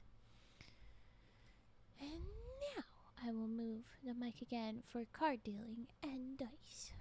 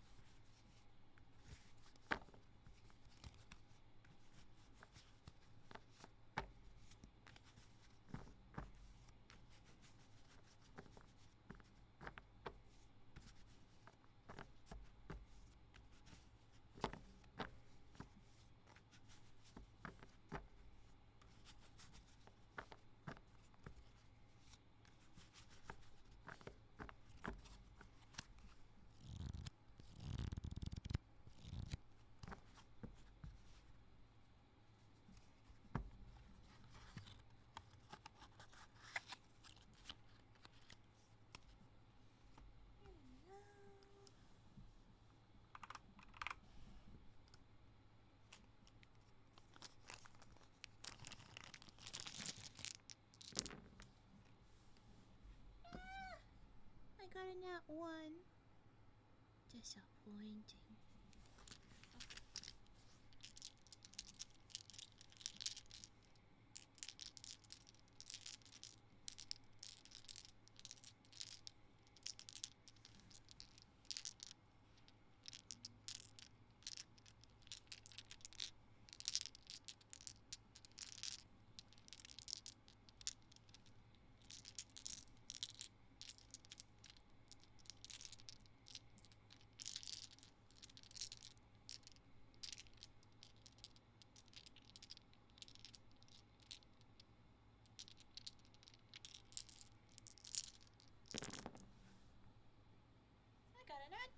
That time.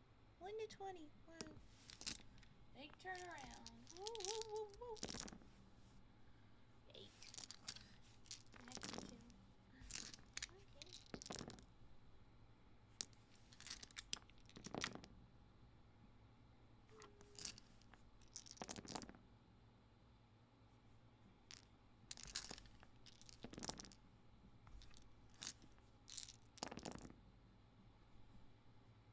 Another nat 20. Okay. I'm gonna roll D10. So we can do D100. 51. I don't know what.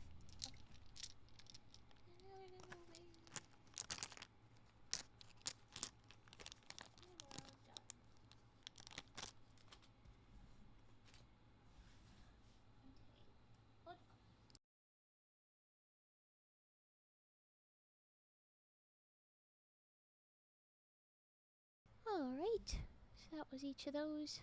I did the card dealing, I did the dice, and I see we have 2 more singing frogs. Guys, there's a lot of singing frogs, and I just did one, so I'm not planning to do one now. I'll have to get around to it at the next break. Well, that's what we're gonna do. Do the next ones at the next break. Okay, I guess we'll go with this one next. I'm gonna try and put the others away in case that's what made things slow. So this is one that I looked at last SCP stream and I was like, oh, what the heck? How do I do this? I didn't even look at it right.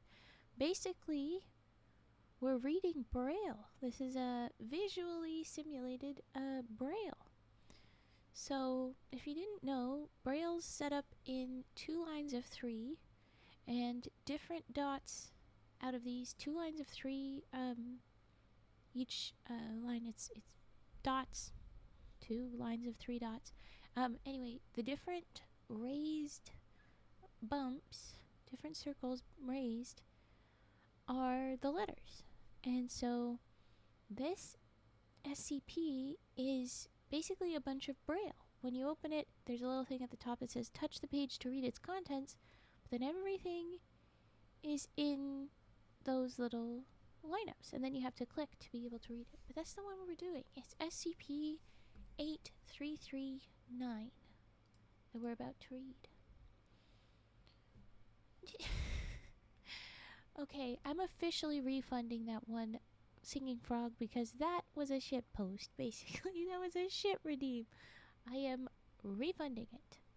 Illegal little honk. Stop. You chaos gremlin. We're not doing 10 minutes of Frog live. No. We're reading. We're reading. This is still spooky days. Let's do spooky things, not silly things. Okay.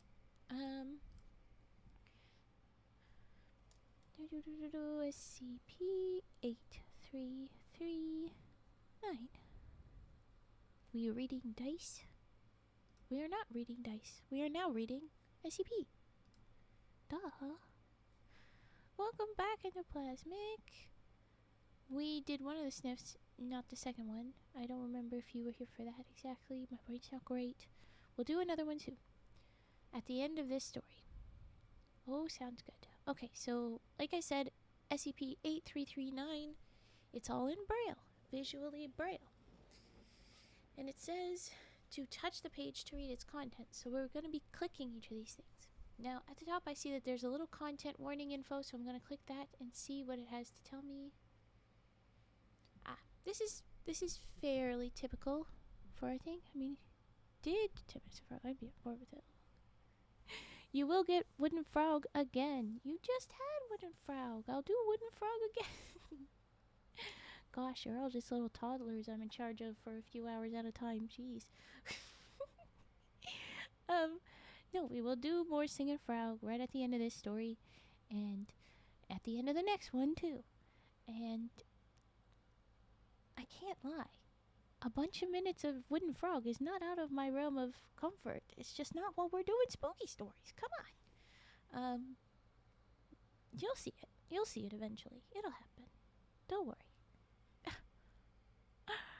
Stop being a little shit. Stop being a little shit, Lahong. One of my mods, bonk him for that. Bonk the mean goose. You mean dude. Okay.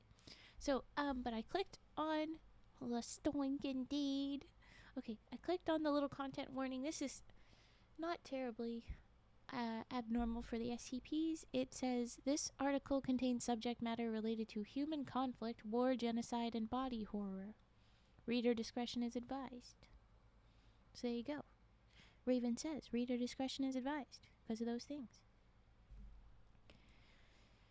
So then it says, touch the page to read its contents. Let's go click on the page. I'll click the first spot, and it says, item number SCP-8339. I click the next spot. It says, level 1 out of 8339. So I guess it's not that confidential. Next one, object class Apollyon. Next one, unrestricted. Oh geez, yeah, endoplasmic. That's a lot. I also very much do not know how to neuter a goose. I feel like that's extremely difficult. That is not something to request of just an average mod. Okay, underneath that little item number, object class, so on. Not my spaghetti balls. Okay, after that, there's a picture made up of, like, punctuation. I'm seeing periods, I'm seeing bolded periods, asterisks, brackets, backslashes, hashtags, and @ signs. Anyways, it ends up looking like a black background, white image, kind of like a fire. And underneath it has the dots. I click and it says, a new braille weaving of fire as it is presumed to appear. So this is their best way of doing an image with just the text of fire. Cool. You kind of have to like squint at it to see the fire because of the way it's made. Step way back. Oh, that looks like flames. Yeah, okay. Next, more braille. I click. It says containment measures. Foundation seam scribes are to ensure that this document is reproduced accordingly with the 4th Girthy mandate. At least one copy of this document must be placed in the Foundation library of each borough. Multiple copies are to be housed in vaults of the Foundation libraries of higher boroughs, which would best ensure that this document survives to be read in posterity. By no means is anyone to tamper with or edit any part of this document, in accordance to the first Bull of Tamlin in the year NE 67. Doctor directors who do not follow this instruction are to be subject to punishment, up to and including being demoted to positions at underhive libraries. This is reading very, like, these terms feel wrong. The year NE 67, what the hell does that mean? And it says containment measures as opposed to security procedures. Secure containment procedures. It feels very weird. Anyways, this document has been lost and reconstructed many times over decades. After the destruction of Burrowan, the preservation of this document in its current form is imperative in italics. The new Foundation must ensure that it is not lost even one more time. Ooh. This is the only chance for us to remember why we went underground. Went underground? What is happening? What is going on? Everything feels very weird. Something is wrong. I click again.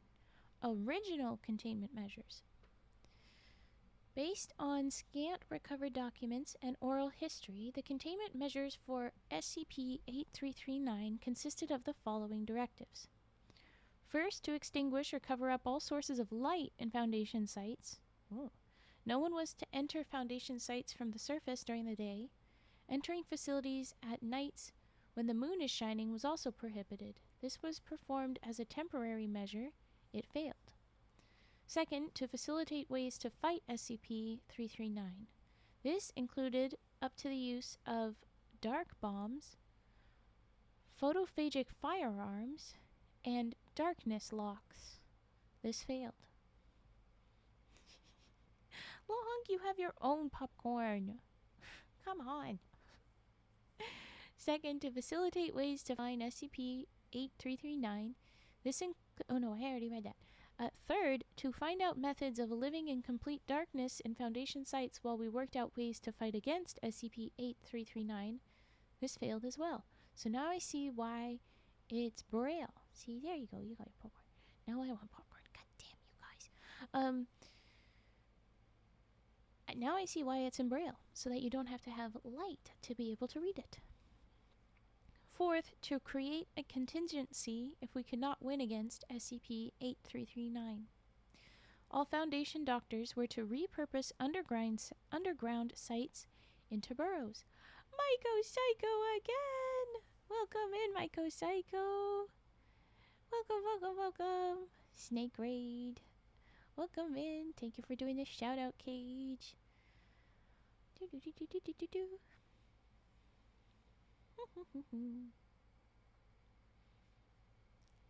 I'll wait for y'all to pop right in. Come on and get cozy.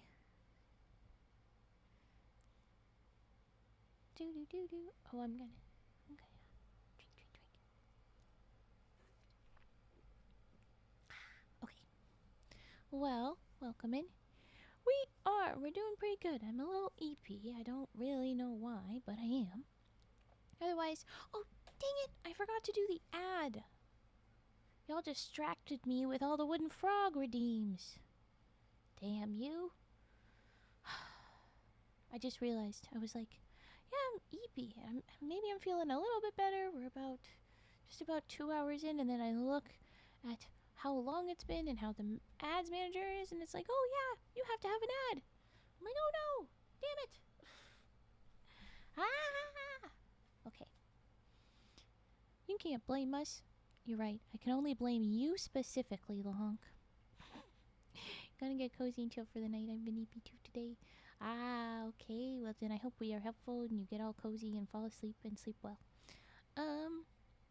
So I'm going to have to run an ad very soon. But to summarize where we're at, Myco Psycho and Raiders, we're reading something that is put out in Braille, but then you click and it gets translated for you. And then the funny things here,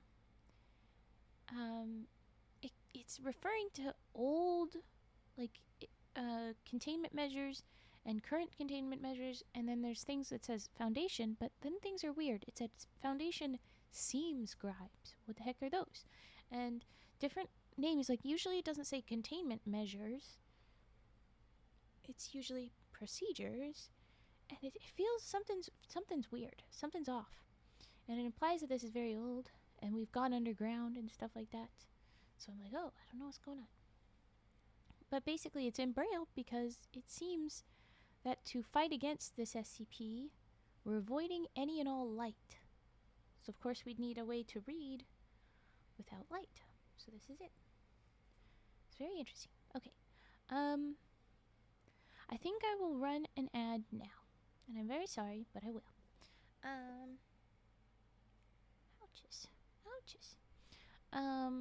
Yes, it's very unique. It's very cool. Oh, and there was a cool photo with just punctuation of fire. It was very cool. But alright. I'm going to run a quick ad. I'm sorry I have to do that. It's on me. I forgot. But it's also a little tiny bit on the honk for distract. Distractor. And then we'll pick back up roughly where we were. So here you go. 1 minute, 1 ad. A raven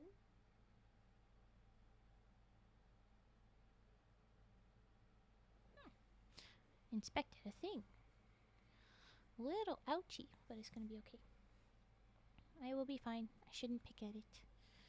Under the fur, it gets hard. You're like, there's something. Okay.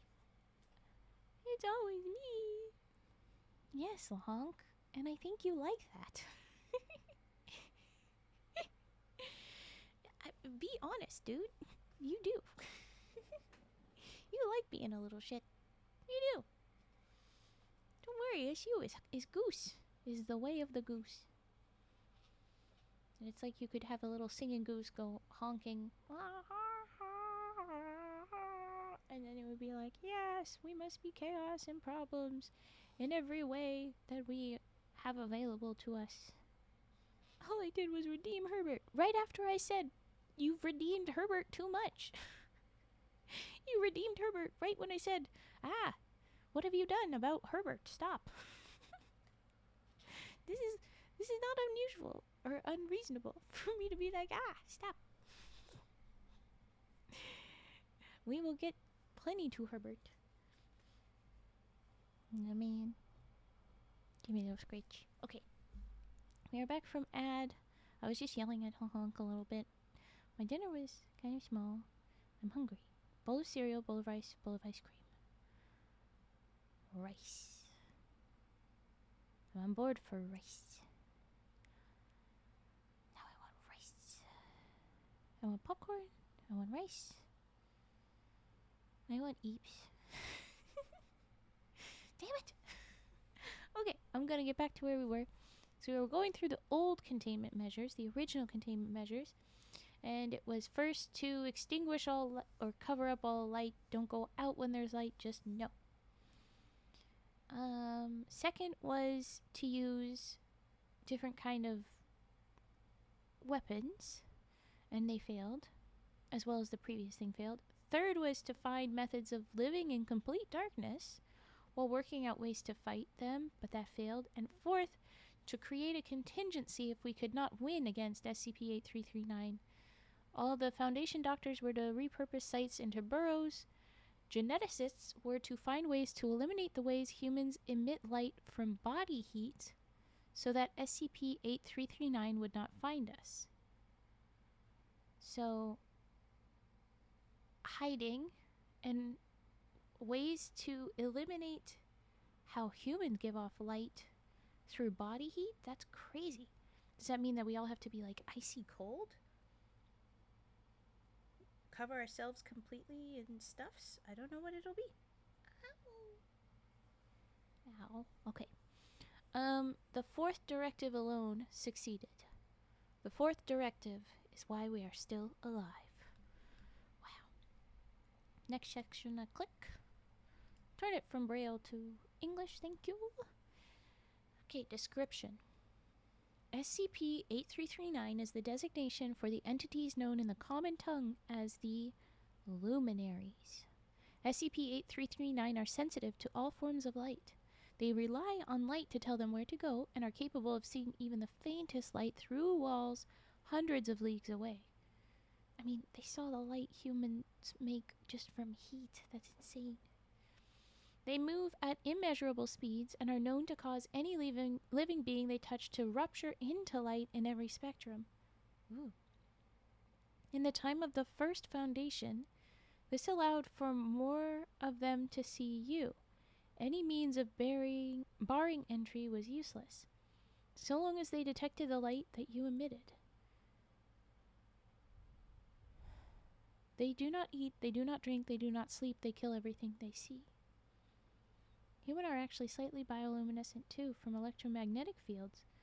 Oh wow, so we've covered up heat light, but not the bioluminescent light. That's concerned. I'm too damn hot to hide well, humanity maybe. I'm just too good. Reminds me of the Sky High moment where the guy that glows is like, a glow, and nobody can see. And he's like, well, maybe if you like cup your eyes. And then finally there's a blackout in their classroom, and they're like, huh, you really do glow. And he's like, yeah, I do. We glow. Suck it. We're all that kid. Okay, to everyone in the new era, they are the sole reason we still hide in caves underground. They being, I guess, the luminaries. All right, the SCP. Next click. I say click. The addendum. Okay, the following is a recovered document written in the year OE3. What is OE? What is AE? We get Borbgor. Are you asking when? I don't know. I don't think we are. I'm not. I don't eat until after stream, and it makes me very sad. I want my food. I want snacks. Especially when you guys talk about snacks. It makes me sad. No Borbgor. I mean, you can go get Borbgor, maybe. I can't. You can. We're hot, and we also have a special spark. Yeah. Okay. Right. This is from the year OE3, allegedly authored by Administrator Gerthy before the Monday Massacre of Borough 1. It is the only document from the second foundation of doctors to survive the new era. For posterity, its contents have been recorded below. Originally, the first foundation of doctors believed that the luminaries, the ancient word for our enemy, only saw in the spectrum of visible light, as we humans are allegedly able to see. Because now they're all in darkness, they don't know. So in their arrogance, they mandated the first 3 directives. The Foundation was confident that if they turned off the lights and donned their goggles, they would survive. For the first few weeks, they continued to believe this. The Foundation did not realize that it was because the enemy was only going for easier, more luminous prey. Site 19 was the biggest of the sites and was entirely situated underground.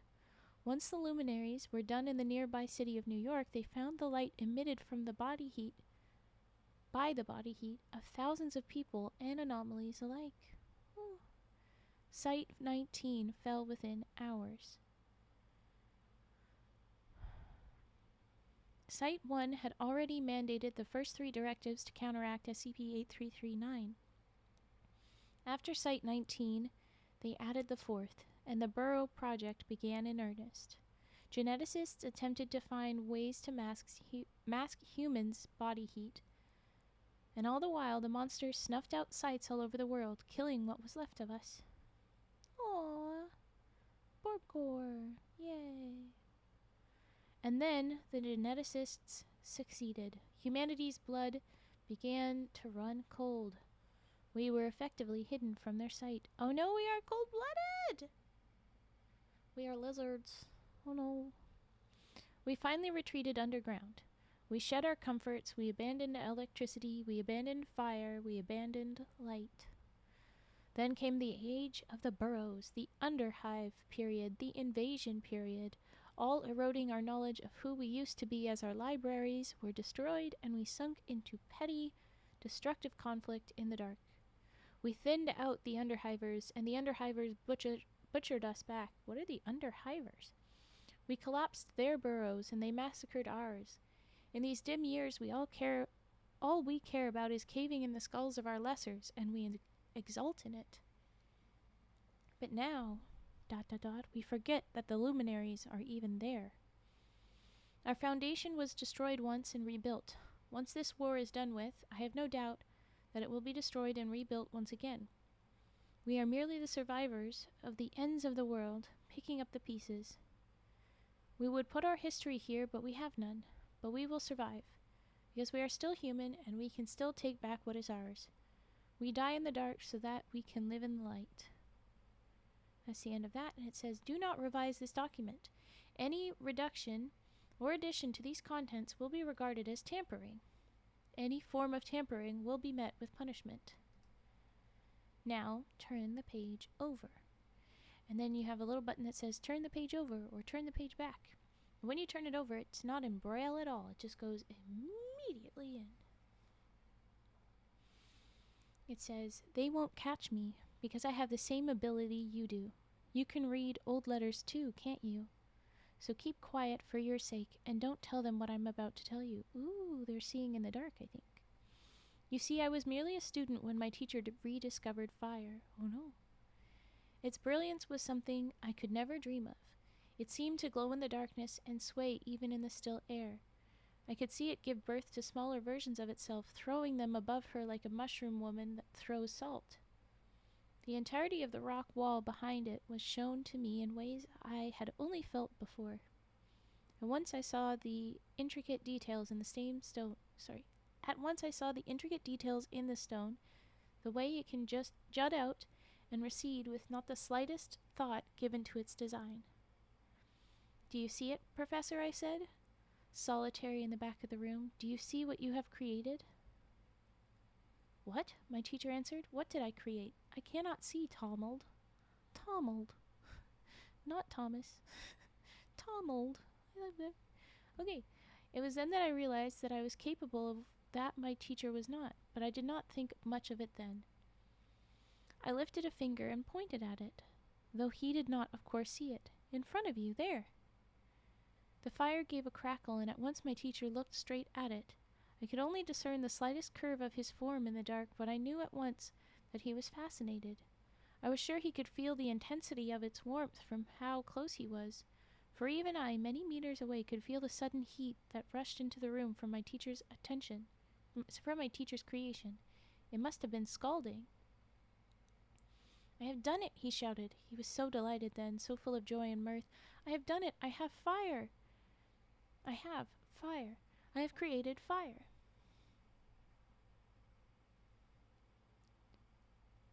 So people can't see.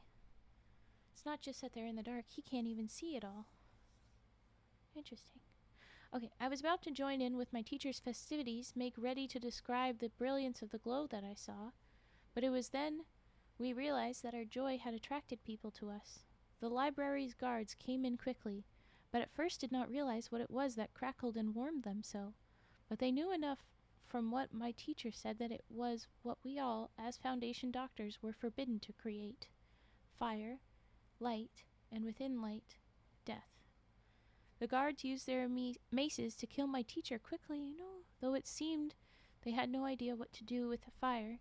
It burned one and nearly jumped onto another, but the third man had the knowledge needed to feel around for water from an adjacent room and then splash it onto the fire.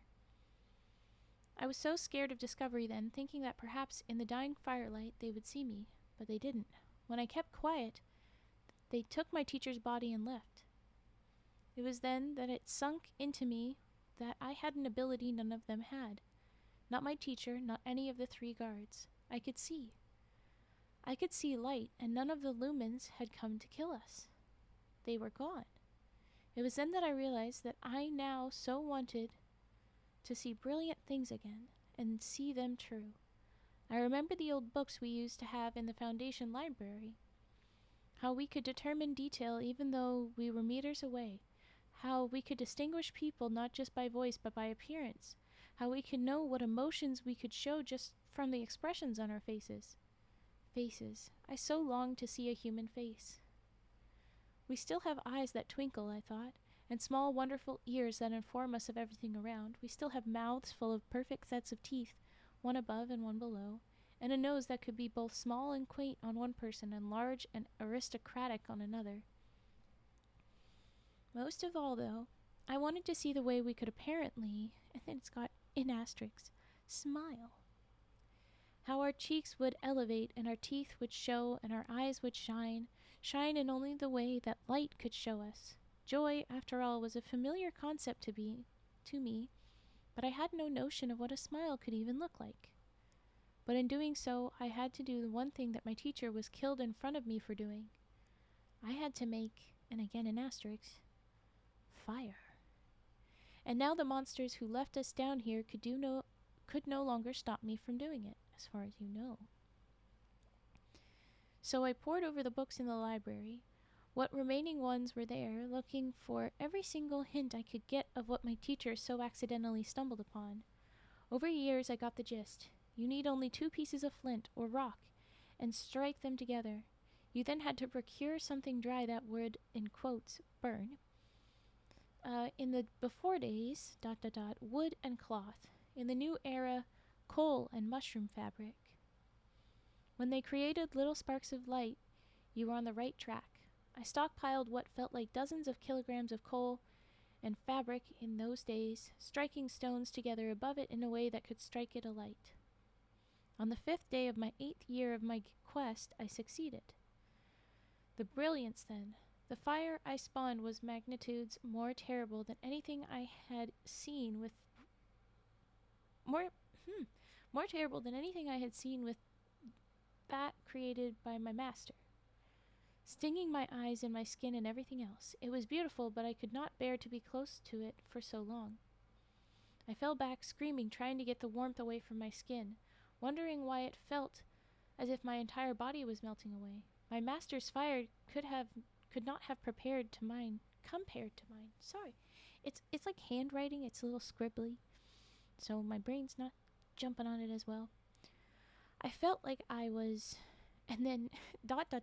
in quotes and asterisks, burning. As I lay there gasping and panting, panicking as the scalding heat receded with my growing distance, I realized that with my noise, someone had heard me. Hello, a female voice said, calling out with the vulgar accent of the borough folk of Browsentine. Oh goodness, do you mayhaps need help? I began to panic. I remember what they did to my teacher. Surely this woman would see me as well, see the light that spilled into the tunnels, and would tell of my sin to the doctor-director. Then I would meet the same fate as my teacher. Then I would die. But as she came closer and into the light, I realized that she had the same condition then as the guards that came to kill my teacher. She didn't see me or the light spilling in behind me, or the sin I was so afraid she would report. But in the light of the fire, I saw her. In asterisks, her. You understand, we never knew what each other looked like. Most of us could only think to know what our loved ones looked like in the intimate hours of the sleep time, when we could trace our hands across their faces and feel 2 eyes, 1 nose, 1 mouth, and 2 ears. We could never really see what the old records told us. We could never check if what we felt was the truth. The textures we felt then, they paled in comparison to the detail in which I saw this woman now. I wanted to know what a human face looked like, what ears looked like, what noses looked like, what eyes looked like, what a, in asterisks, smile looked like, and now I know. She was, in asterisks, beautiful. Do you realize that? Do you realize what this revealed to me? It's burnt into my head now, every inch of my mind. But I don't need to tell you what it's like, do I? And then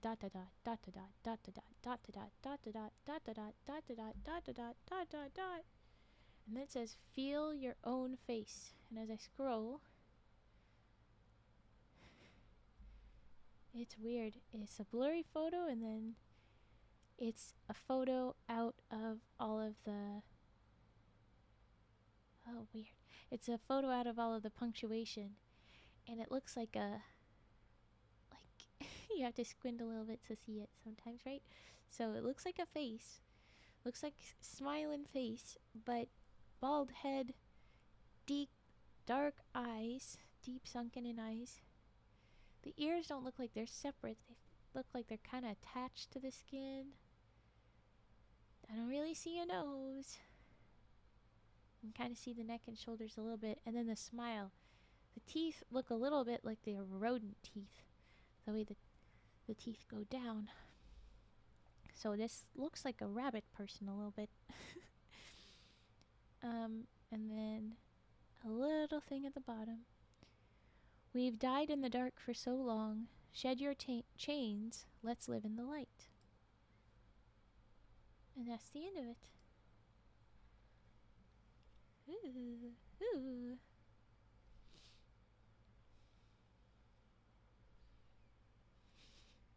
So I guess our face is one that feels like a little mole rat kind of vibe. The long rodent teeth.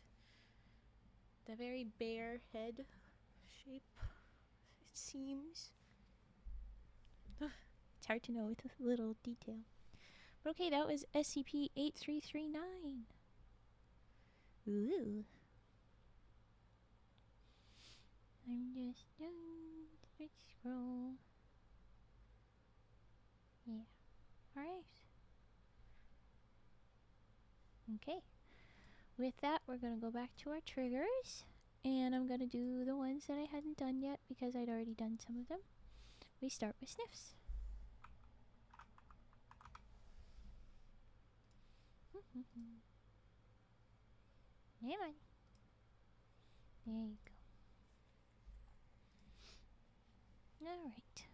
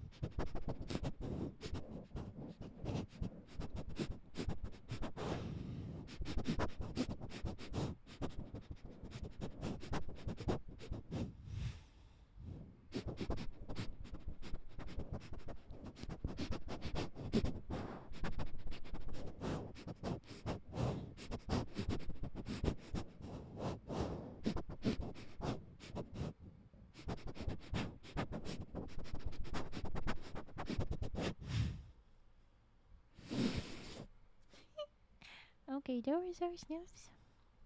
Wait, was it trying to say the writer was one of the luminaries? No, it was trying to say that we've been underground so long as humans that we turned into something else. And the geneticist did have to, like, genetically change humans to make them not give off that light. So, yeah, it makes sense. But also what I'm thinking, they got rid of sight. And I think even as they were describing the fire, they said that he could just see the outline of the teacher. And he ended up able to see the woman, but he was only able to see the outline of the teacher, despite the teacher being directly in front of the fire. I think that their ability to see is greatly reduced, even though he can see, or we can see. It's not very good. I don't think they could even see the light very well. I think they're kind of the opposite of the luminaries, who could see any kind of light. I think that these are really, why I said mole rats, a little bit blind. They're a little like they're moles. And then, yeah, rodents with the long teeth. I wonder when they were like the burrow peoples or something like that, if that is, they were people that started evolving a little bit more rat-like. I don't know. I don't really know. But it was at least a little bit rat. And no furs or hairs. We had to make our blood run cold, so it makes sense that it looks kind of no hair and stuff. But also, does it? I don't really know what that would have been. But it was something. That's for sure. Okay, we're gonna do Singing Frog. And then I'll do Cardillon.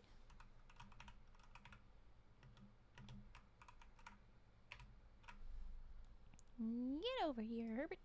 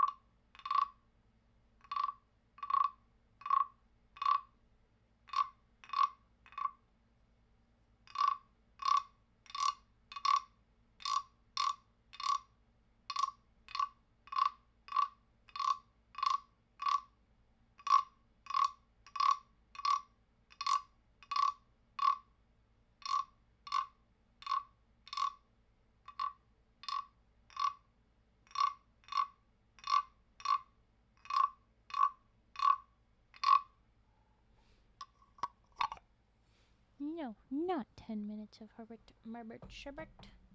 No. I told you it wouldn't happen. But I appreciate your love for him. We're gonna do card dealing next, and if there's no other redeems, we'll move on and do the last singing frog at the end of the next story. Because this is just the way that I've done things for a while. I don't do the double in one break. I do one of each. Just the way I do it. Yeah, okay, so we're gonna do card dealing next. And I'll put that up and then move the...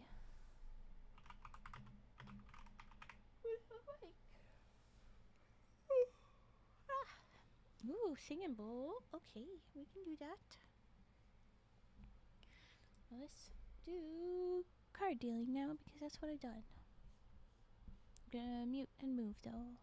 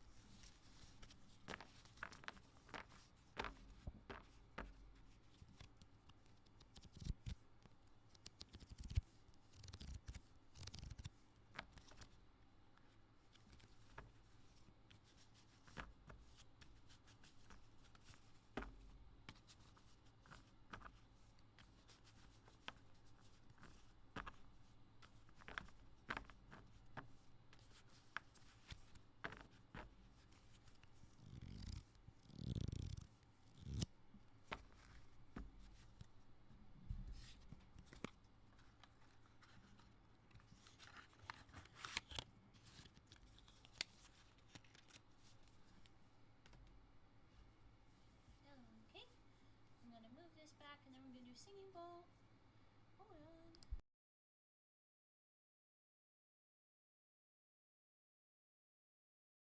Okay, we're gonna do singing bowl and then we're gonna do humming. And yes, LaHonk, I can absolutely just do your LaHonk song, La Goose song.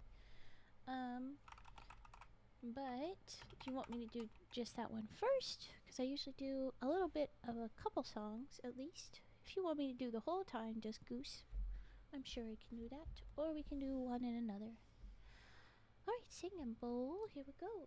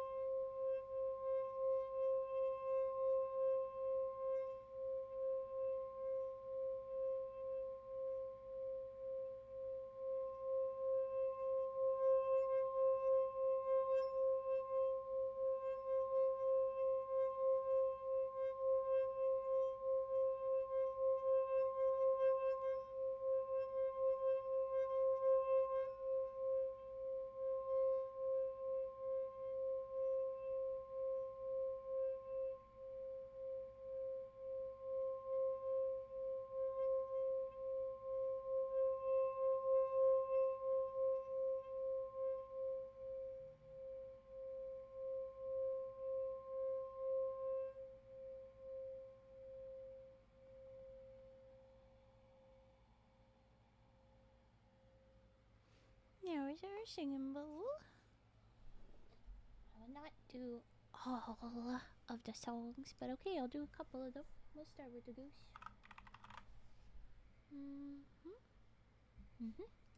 Alright. I need some water though.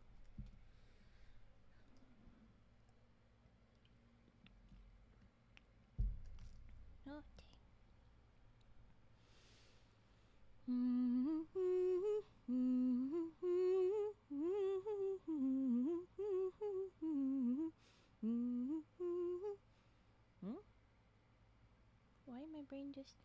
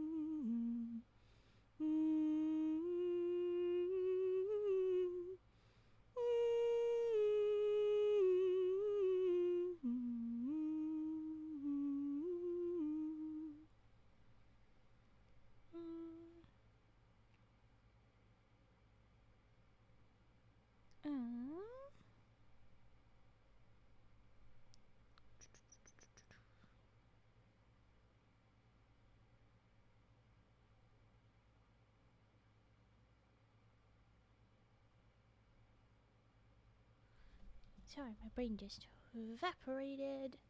Swear I recognize this tune from somewhere. I wouldn't know where. I got told by a random person and kind of was singing it for that reason. If you've seen it before, heard it before, good for you. I, I don't know. I have never found it anywhere else. But it's a nice one. And the goose one, of course, is just a classic camp song. It's the moose. His name was Fred. Like, yeah, you'll find it. I'll do one more. And this one you probably don't know anywhere else, but you could. It's just some folks do, but I like it.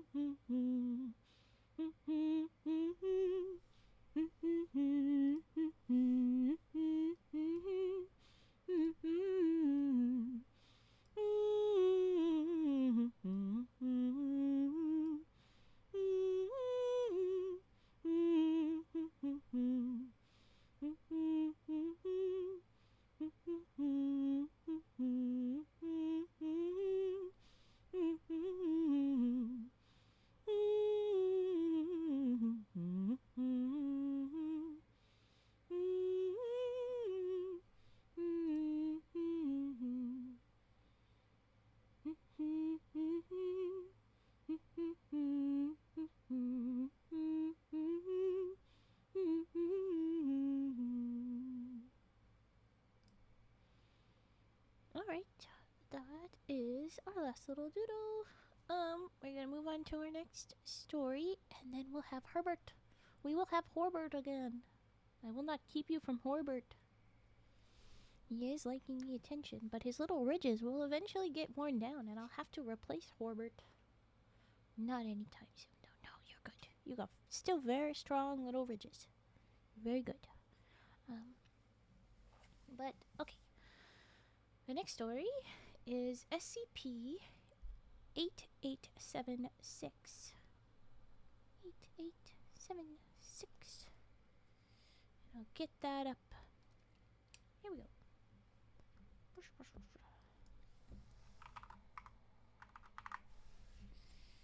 Yeah. Okay. Boop, boop. Blop.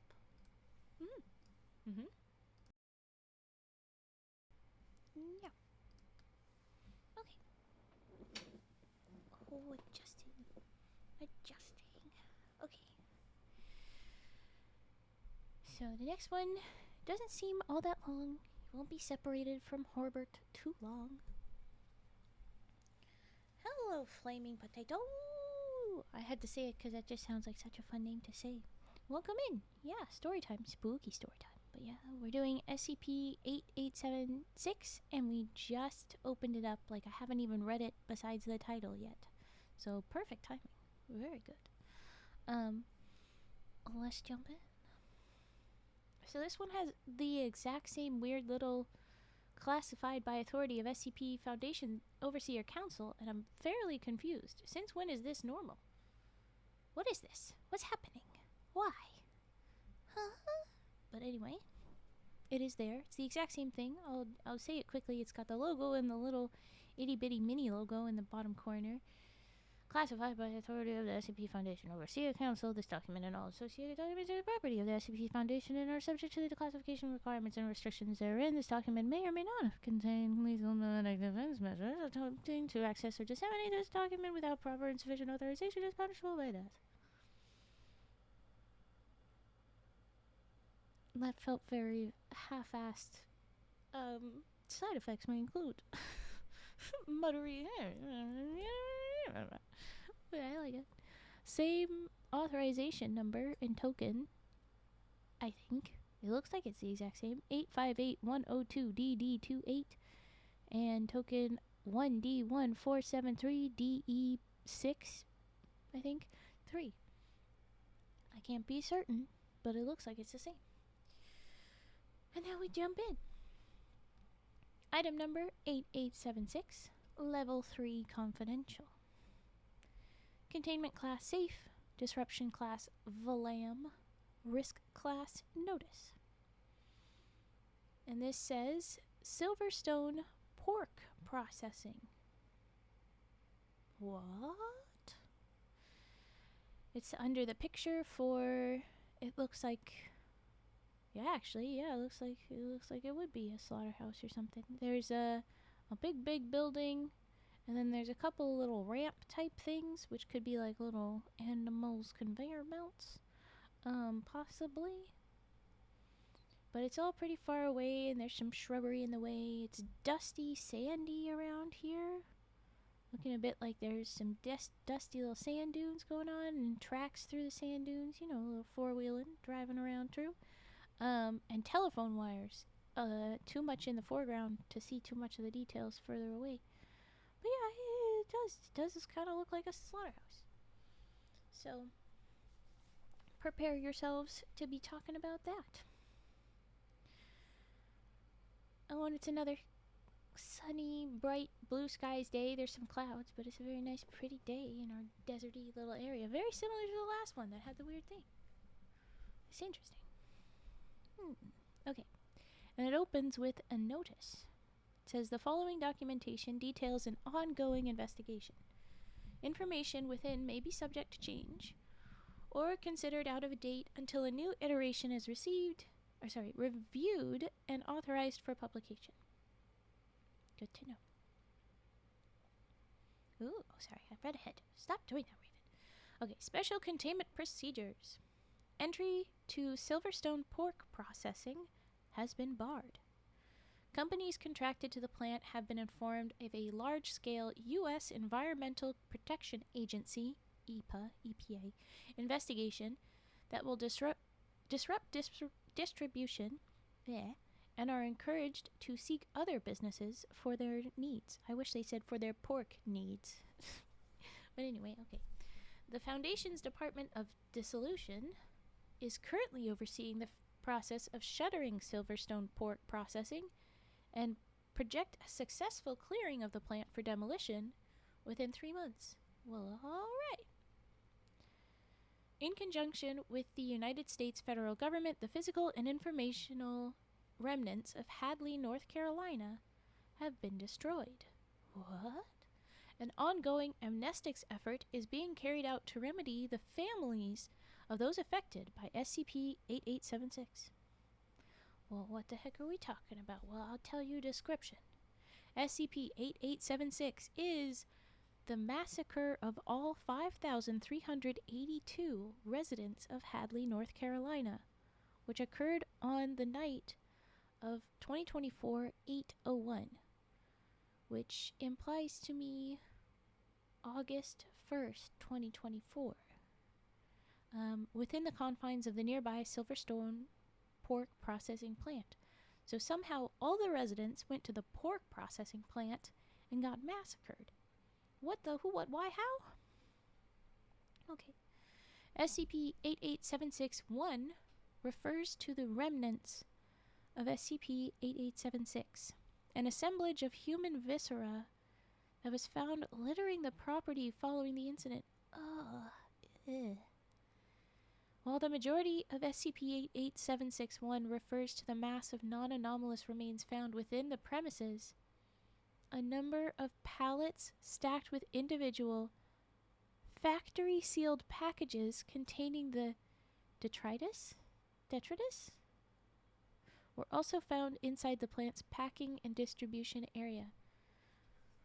While I don't know detritus, I'm getting the idea that this is other remnants in the packaging that they would have put the pork bits in. So they're basically selling them as pig, or packaged them as if they're about to sell them as pig bits. Yeah, the packing process is incompatible with the factory's existing capabilities and impossible to perform without the use of heavily specialized equipment. Ooh. So the way that these human bits were packaged are anomalous to how everything else was packaged. Okay, well that's... Somehow that made my brain feel less stressed. I don't know why. Thank you for the follow, Flaming Potato! Thank you very much. I always read the name out when I welcome somebody new, and we always drop little dancey emotes, so there's a few dancey emotes. But yours is just especially fun to say when I can frickin' talk. Alright. So, this is spooky and uncomfy, and I don't know how I feel.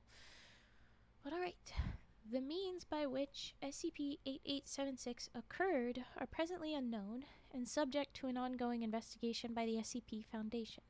From a thorough overview of the premises, a number of facts have been gleaned. First, surveillance footage between the hours of 1800 and 0600 on 2024-8/01 is missing. By 18 to 6 on that date, I'm wondering if they... Do they mean from the 1st to the 2nd? Or do they mean the last of July to the 1st of August? Either way, one of those is related to the day that this is all relevant. Then, the conditions of the remains indicate unknown and complex causes of death beyond what any existing industrial machinery could inflict on the human body.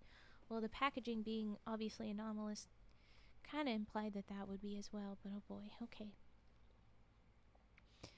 Then, while viscera has been found within the plant's machinery, it could not have been used to slaughter large numbers of victims without anomalous influence. Yeah.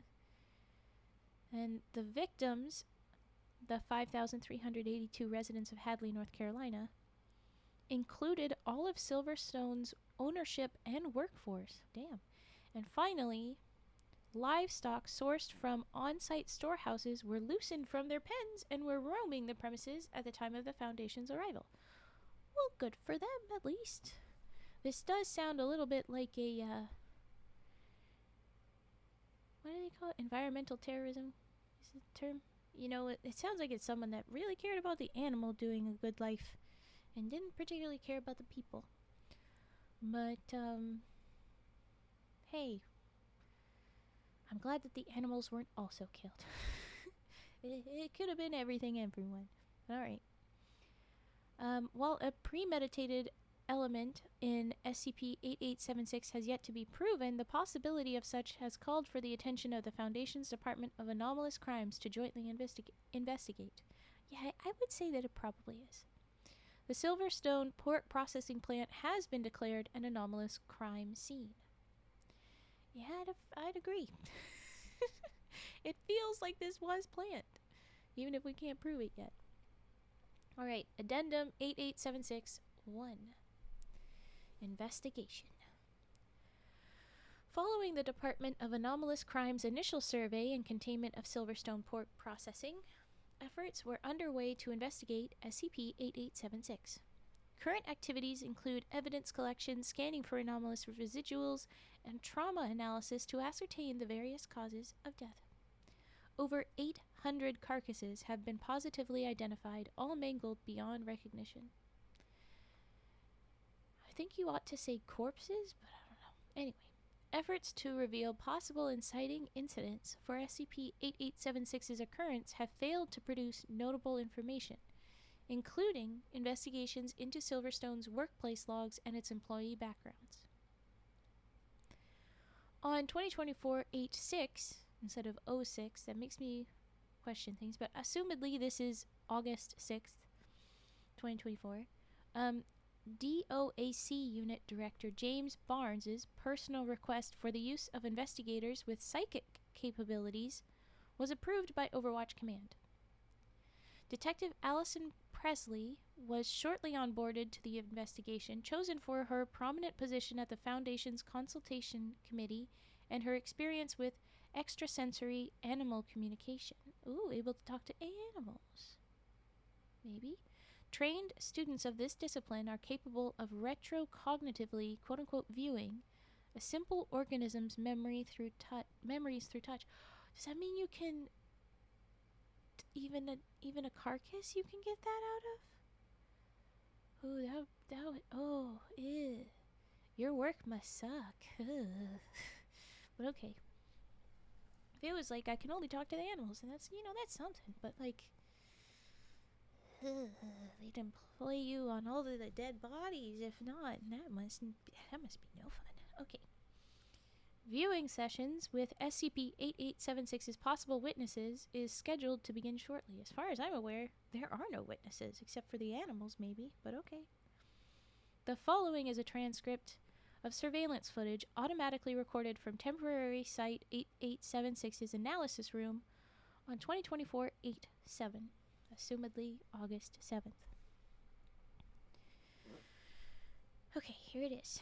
Unit Director Barnes watches through an observation window inside Silverstone's processing conference room, which has been turned into a makeshift office. He sips coffee through his rebreather, the device made necessary due to the air quality attributed to SCP-88761.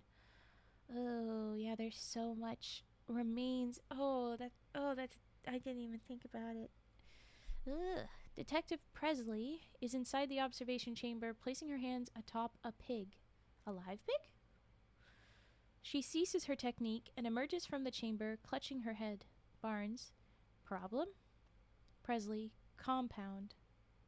Do you mean like a compound problem? Compound migraine? What? Presley collapses at the table. She rifles through a briefcase, filling a syringe, that kind of compound, with a small dropper containing HA9. Ha-9. Does that mean I should say ha 9 times like Nelson? A chemical compound used by individuals with psychic capabilities to suppress the emotional and cognitive limitations that come from attempting to read sites of mass slaughter. So yeah, the fact that they do it enough to know that they need a specific compound for mass slaughter, I was right that her job must suck. Oh boy. Oh,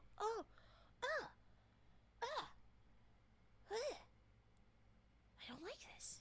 Brace yourself for some sensory. Uh-oh. Presley takes the syringe, positioning it up to her eye. She guides the needle to her sclera, the white part of the eye.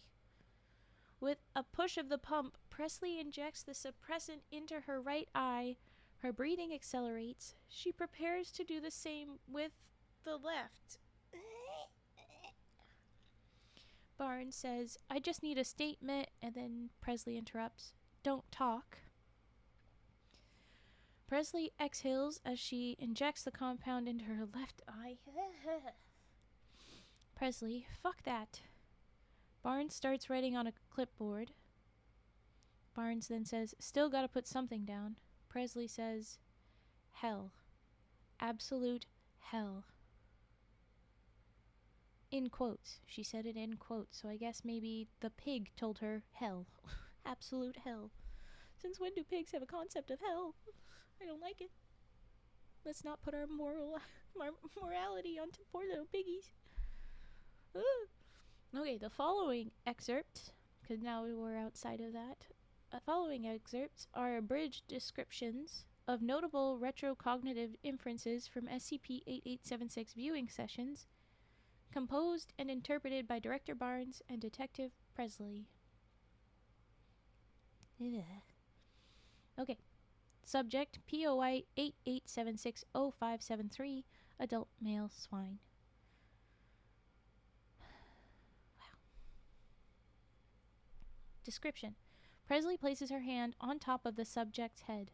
After several minutes of sifting through more recent memories, can I just say them referring to this pig as a subject, like, and not as a number consistently, like, because it's not in the rest of this, it says subject. They show more respect to this pig than half of the frickin' people that we read about. I was about to be like, hey, should we get names for these guys? Because you just know they're going to be mean to these poor little piggies. And they're actually freaking nice. And they say subject head, which is just a grammatical way of going around having to say a name or just a number and it. But like, jeez, how are they so nice to... Oh my gosh. Okay, so Presley places her hand on top of the subject's head. After several minutes of sifting through more recent memories, she believes herself to have found one that is potentially relevant.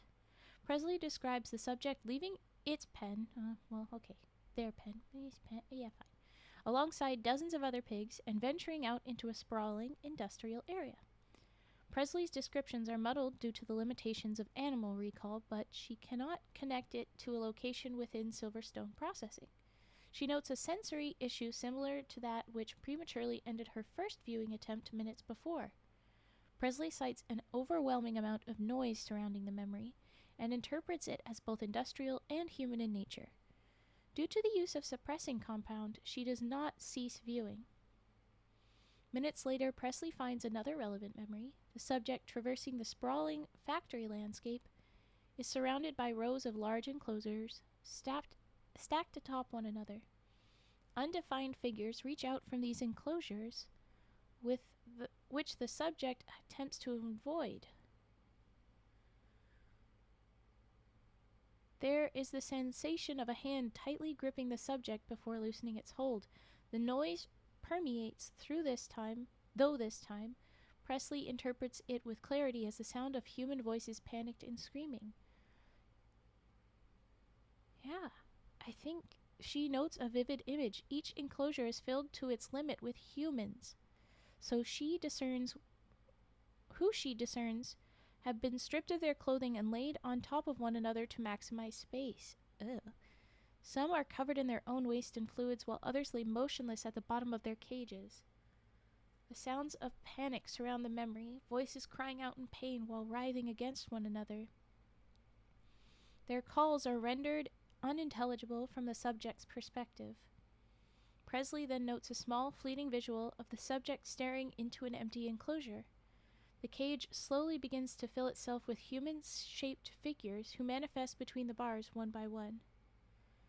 Further relevant communication with the subject was unable to be established.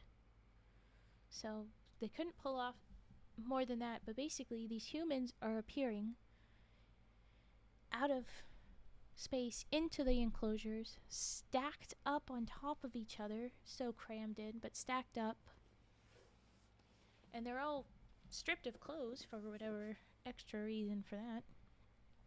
I understand that this story seems to be like just trying to equate poor conditions in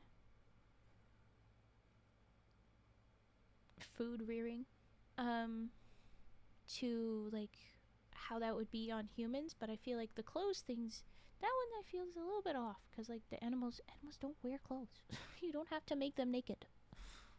Don't have to go that far. Okay.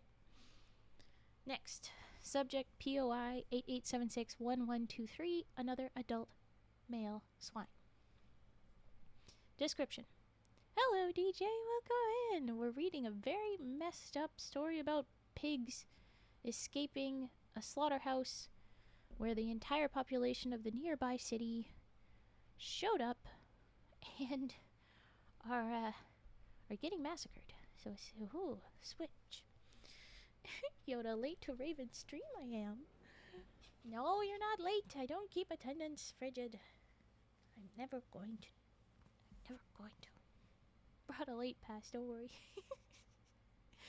You guys are fine. You do not have to worry about it. Besides, it'll be up on the VOD, so you can catch up on what you missed out. It'll be fine. Right, so we're about to talk to the next pig, adult male swine. Give me a second while I hydrate. Oh, whoa. Don't adjust volume. What the heck happened there?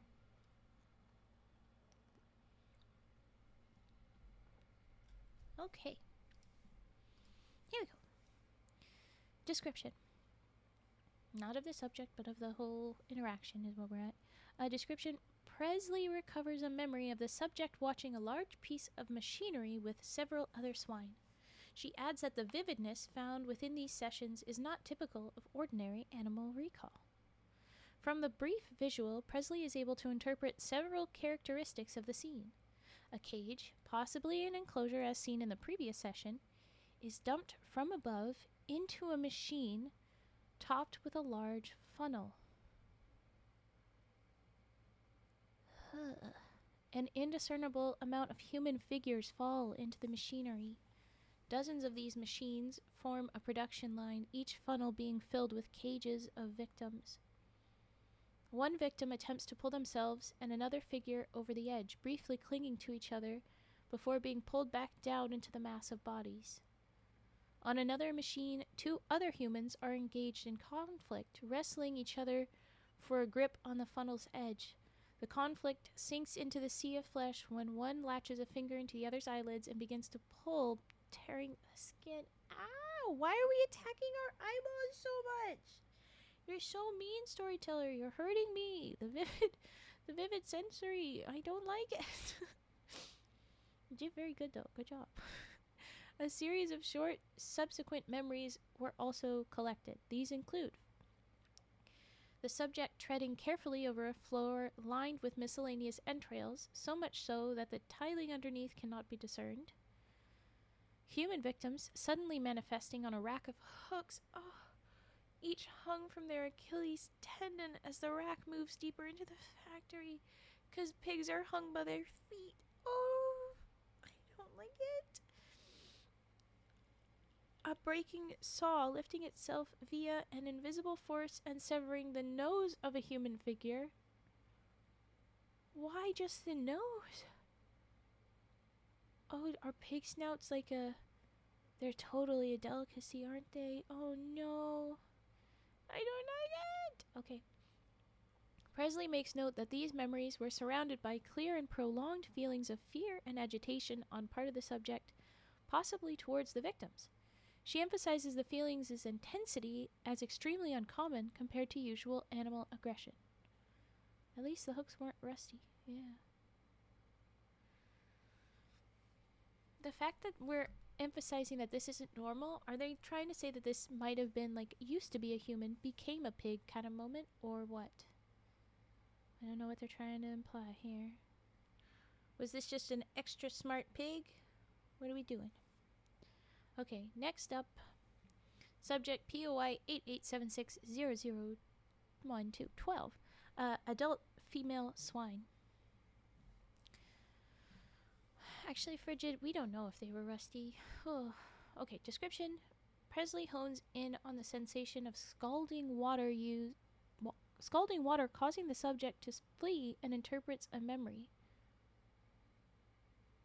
The subject stands near a row of what appear to be large metal scalding tubs.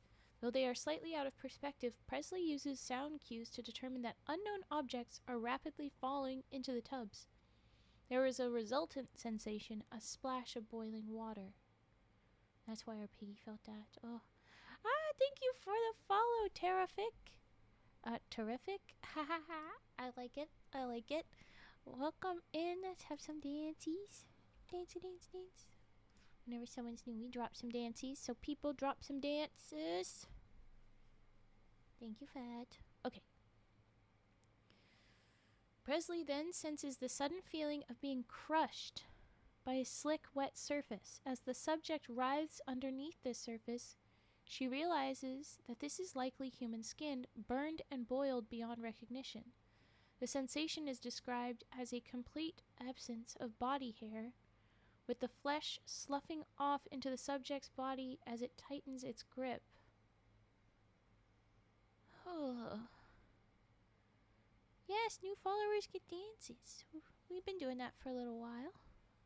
I read the full name, no matter what it is, except for something that I'm sure that Twitch wouldn't allow to be a name, but anyway.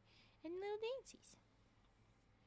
Yes, Violetta, both of the dances are good. Yes, I like that little panda so much. Get it, little panda, you get it. Okay, drop it low. Okay, Frigid, I'm not dealing with you right now. Don't unfollow me. That's so mean. I know that you refollowed, but it's just rude. It's rude. There, Violetta gave you your dances. I'm not participating in that. Okay. Suddenly, the body is lifted from the subject by indiscernible means and moved back in the direction of a scalding tub. The human in response continues to hold onto the subject in an attempt to anchor itself to the ground. The effort eventually fails and the subject walks off. The subject walks away with their skin sloughing off? Really? As the memory trails, Presley describes a brief flash depicting a mound of boiled, scalded victims stacked atop one another inside a drained metal tub. She believes they are still conscious, citing their intense, pained thrashing against one another. Minutes later, Presley recovers another memory prompted by a feeling of hunger. The subject stands in front of a feeding trough, which suddenly becomes filled with unorthodox feed.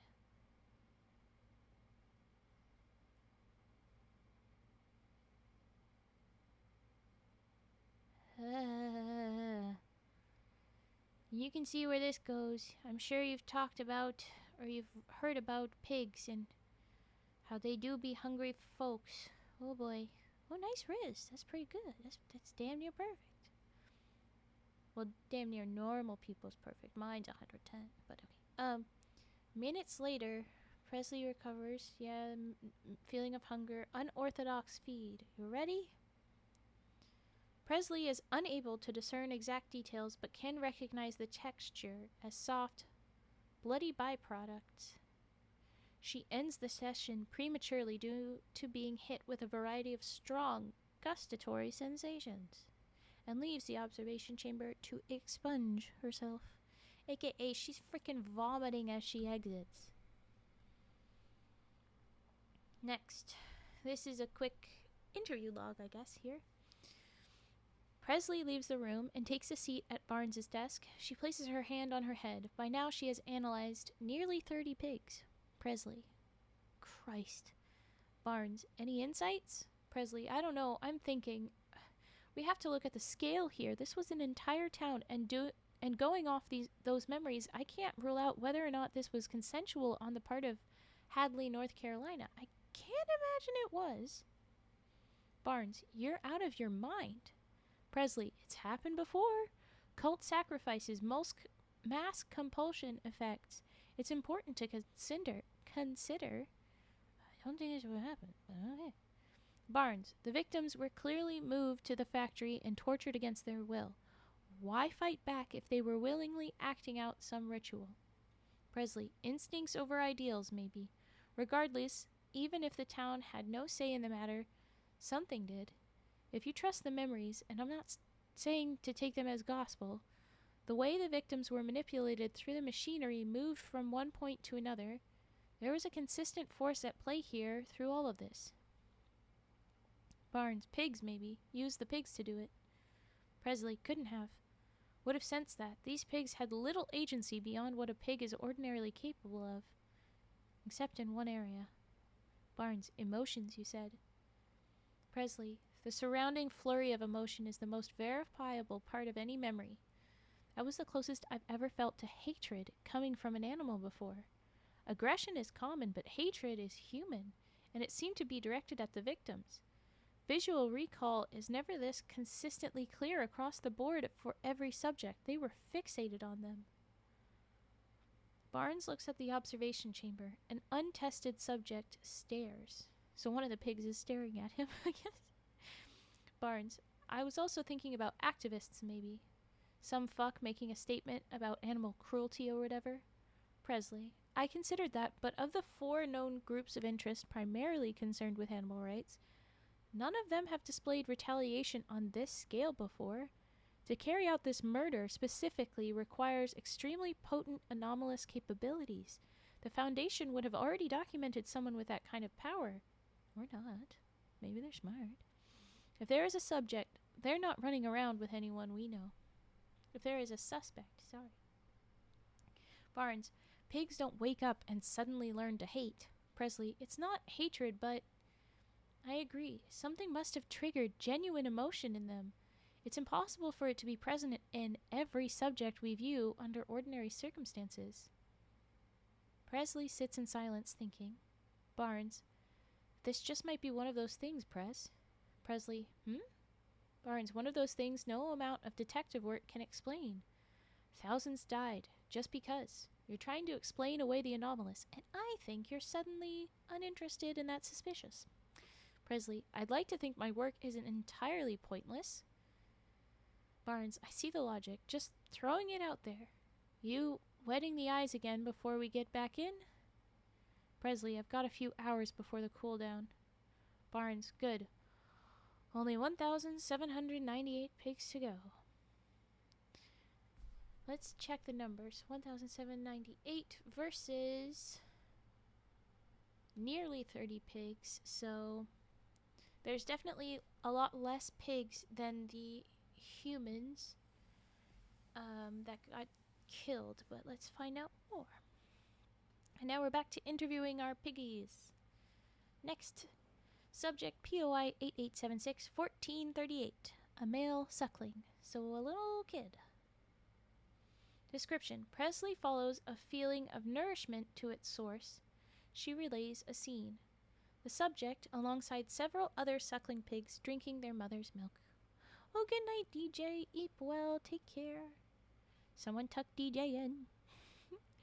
Activity in the peripheral is not recalled with enough clarity to discern a description outside of general noise. The suckling's feeding is interrupted by a feeling of aggression. Collectively, the pigs scramble to their feet to observe a commotion in the distance. A very sudden aggression? What's that about? Flashes fill the subject's mind. Human figures run freely throughout the factory. While the entire scope of the chaos cannot be seen, Presley can discern that they are attempting to escape, freeing other victims for their holding cages.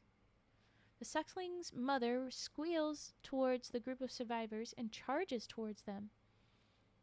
Some humans are instantly moved elsewhere by the unseen force, and others scatter into the darkness. The subject, having lost interest, turns its attention to a trough of what appears to be an assortment of thin, tough musculature and continues feeding. Ugh. You're going to miss it here. I'm sure you will see again soon. Thank you for the little lurk. You can always do the VODs after. Watch when you have time. Don't worry about it. It's okay. You go back to eating, but instead of mother's milk, now it's thin, tough musculature in a trough. Ugh. But it does seem like in this case we see one, a sudden feeling of aggression in them while you're just suckling. That's pretty weird. And then two, this mama pig charged these people trying to escape, and then they were instantly moved by the unseen force. So it does feel like the pigs are able to power the force, or maybe the unseen force responds to the pig's big reactions. Something's going on. Okay, next subject, POI 887623. 0023. Adult male swine again. Description. Presley sources the feeling of interrupted pleasure, followed by intense aggression. So based on the last thing, something that was perfectly good, interrupted by So here we go. Relevant memory relays the subject mating with a female pig next to a large piece of machinery. In the peripheral, a conveyor belt of restrained humans moves steadily along, outstretching the victim's limbs to their limits. The animal's copulation is interrupted by an overwhelming feeling of alertness. Both pigs cease their activities and begin running throughout the factory floor. Around them, dozens of other pigs scramble across the floor, underneath machinery and atop balconies. Presley locates a subsequent memory of the subject standing alongside several dozen other swine atop a balcony that encircles an enclosed depression. Pipes funnel a constant stream of blood, viscera, and byproducts into the pit. A group of humans, who Presley interprets as escapees, are seen below, wallowing in the excess. The subject briefly fixates on their struggle before returning to breed its mate. Ugh. Okay. Next. Subject POI 8876-0282. Adult female swine. Description. Subject walks through a room and bumps into a plastic pallet. Dozens upon dozens of other pallets can be discerned in the peripheral, each stocked with unmarked aluminum cans. A can rolls towards the subject. It hisses and bursts open. A large clump of tissue slowly oozes from the container. The muscle expands and contracts, despite being cut from its body. The subject begins consumption. I think that that's implying a heart expanding and contract, a heart pumping despite being cut out. And that's to mimic pig hearts being eaten. Oh, and then we go back to another interview little log. Presley sits at the desk, studying Barnes' reports. Presley, from this recent batch, have you noticed anything? Barnes, it was using the pigs as alarms. Was able to put them on alert when they needed to rush a runaway. Presley, there's that, but I've got something else. Barnes, yeah? Presley, these memories did not take place in Silverstone pork processing. Barnes, what? Presley, aside from the obvious, the different surroundings, the excessive machinery, I realized something else. The briefing data said there were no residuals found within the factory or on the remains, meaning that wherever they were, it wasn't the result of reality bending. Barnes, that's true, and that would rule out reality bending completely. Presley, entirely. Silence. Barnes, if that's not the factory, where is it? Presley, I don't want to speculate. The victims, as well as the animals, were moved from Hadley to a second location where these memories took place, and then to Silverstone processing. Barnes, Why, though? Presley, because our suspect evidently is not capable of reality bending, and Silverstone processing, without being reality bent, is not capable of slaughter to this degree. Barnes, what's the connection then? Why use this factory's animals, and why bring everything back here? Presley, 2 options. 1, proximity.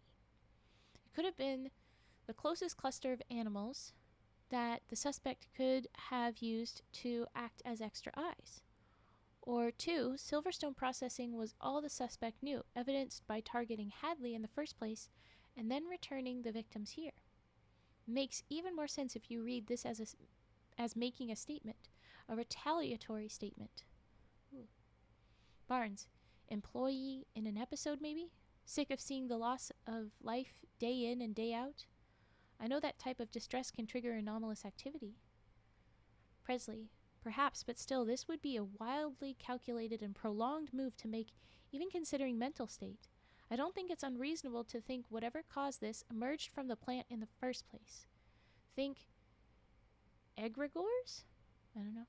Thought forms, entities born from a mass of feelings or ideas. Sometimes, if they're strong enough, they can establish a totem, a physical representation of themselves. Barnes, factory farm's a good place for a nasty one to crop up. Constant death, constant suffering, a clear power dynamic, just reverse the roles. Presley pauses. Presley, we should continue. We're not all that far from the end, so your Horbert time is not far away. Okay, here we go. Subject POI 8876-1391, adult male swine. Ooh. Oh, it's going to be weird in the next one, but for this one, okay, adult male swine. Description: Presley does not actively search for memories. She performs an unconscious probe, allowing the animal's recall to present itself to her without prompting.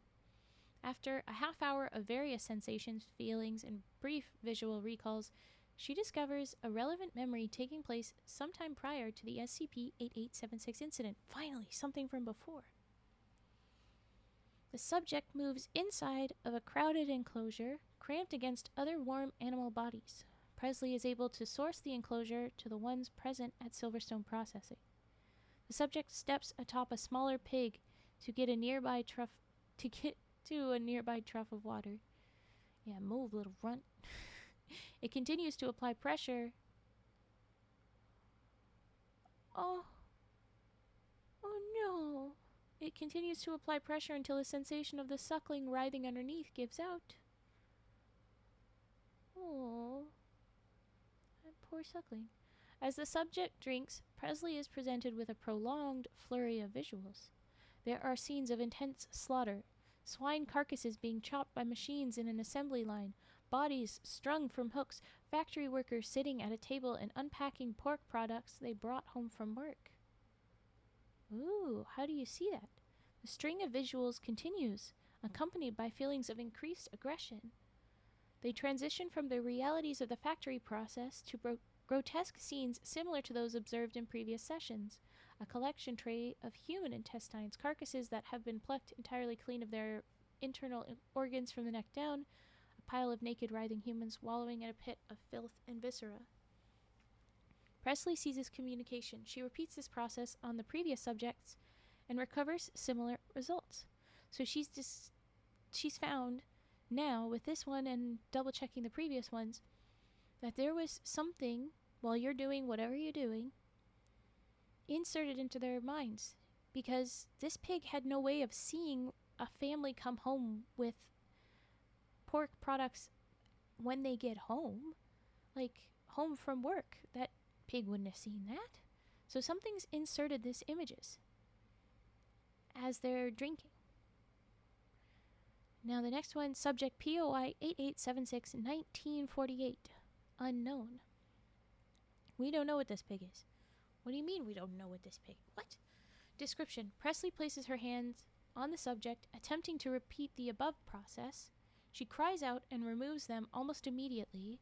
See log for details. So here's the log. Presley exits the room.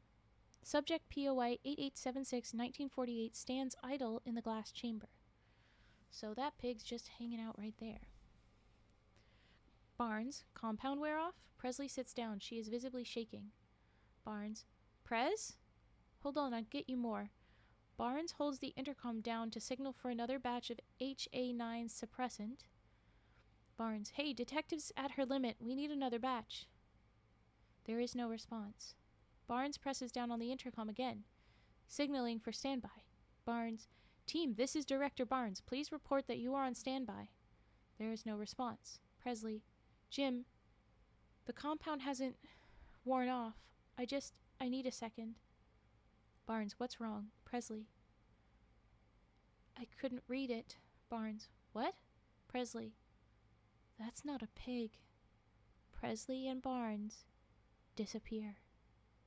The above footage was taken from automatically recorded surveillance cameras located inside Silverstone Pork Processing.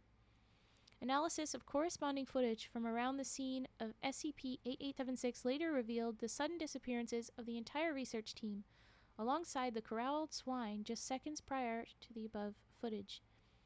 Attempts to discern their location have invariably failed. The Foundation is presently discussing alternate means of monitoring Silverstone Pork Processing. The end. So there's a pig in there that ain't really a pig. And based on the submitted memories without touch that just mentally went to all the pigs, hey, look what they do. Look what these humans do. And then all the pigs were like, oh my god, that's what they do? Oh my god, I hate that. Oh my god. And they all got very angry. And then all the stuff went down. I mean, it sounds like a reality bender or something. At the very least, this probably a person transformed into a pig to hide along. But, like, damn. Wow. Okay. Scary. Thank you for the stretch and hydrate. I'll go ahead and do that, and then we'll jump in with Herbert. Oh, tear.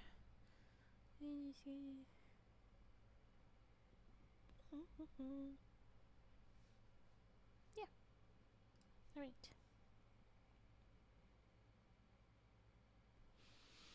Let's do proper stretch. Just kind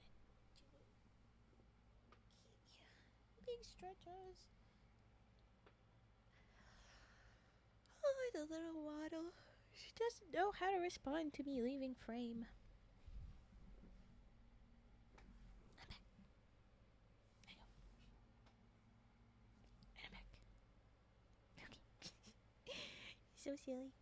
Alright, let's pull out Herbert.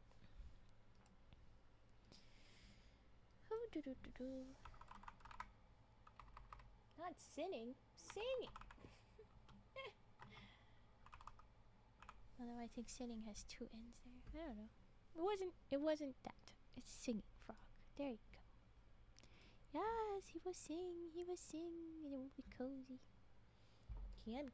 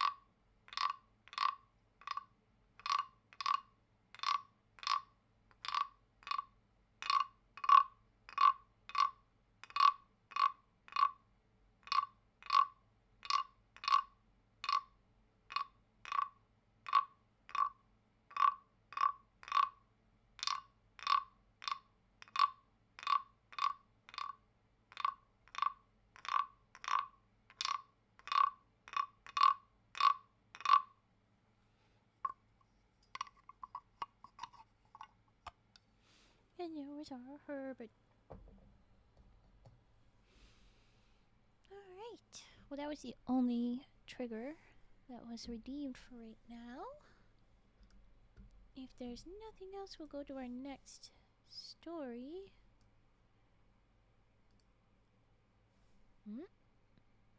That's not how that was supposed to go. Come along. There we go.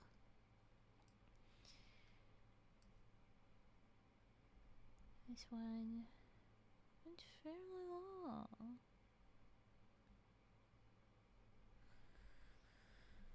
I am feeling like I ought to wrap up sooner rather than later, but I think what I'll do is I'll just go till the end of this story, whenever that happens to be, after the next couple of trigger redeems. Yeah, that's good.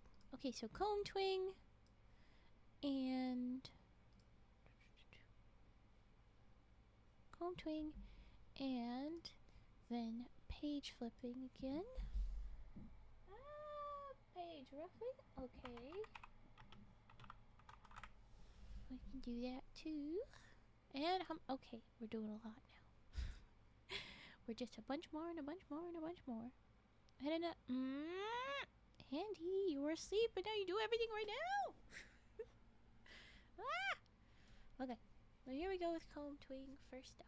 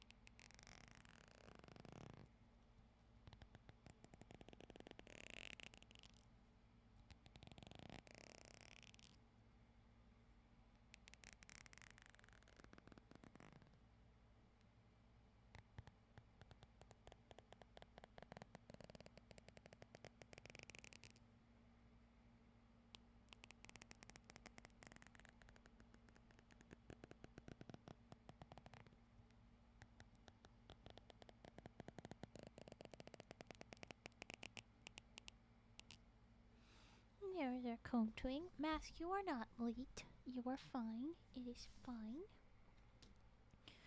Stream is good, but I'm not sure I will stay on all that long.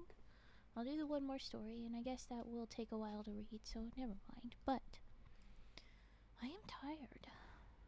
And because I'm tired, I am mildly looking at the rage puffing like I want to kill it. Ugh. I don't have energy for you right now. Get out of here. Okay, page flipping first. I have late pass for everyone. Yay! No, I don't keep attendance, you're fine. But alright, page flipping, and then we'll do page ruffling right after, so that's fun. And then we'll do humming and more and more. Just finished season 4 of Breaking Bad. Ooh, nice. I have not watched, but I know many people enjoy. I've only seen clips. Okay, I'm gonna jump onto the books. Page flippings. Here we go. I'm gonna say no more redeems. We're gonna wrap up. Okay, here is page flip.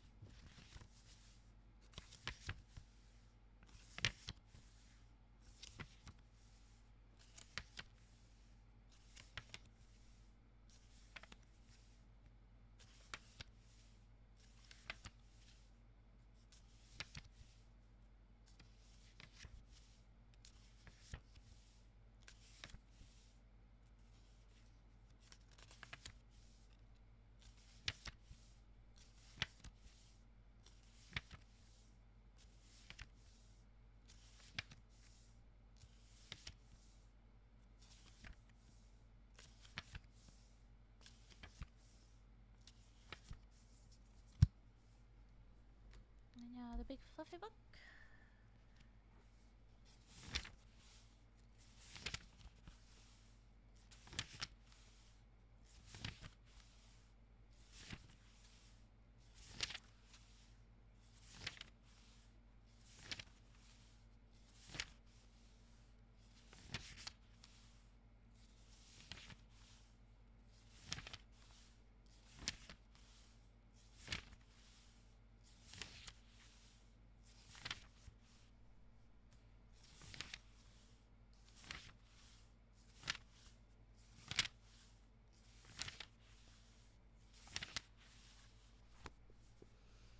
There are page flippings, but now I'll do page ruffling.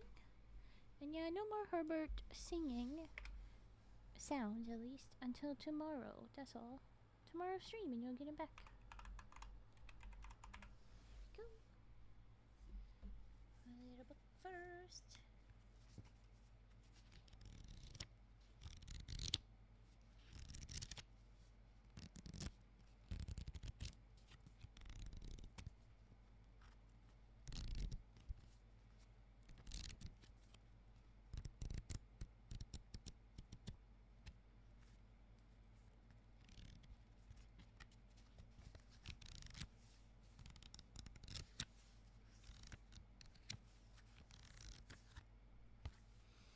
And a big book. Fluffy book.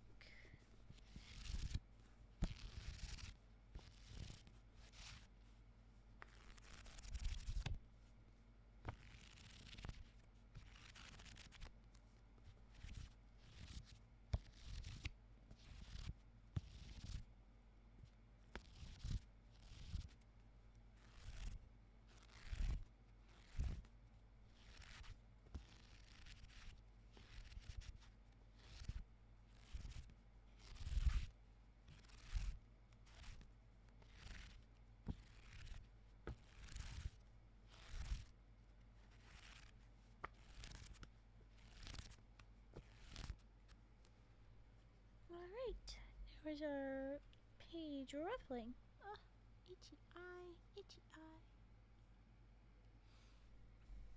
And now... now I'm sad. I don't want to do rage.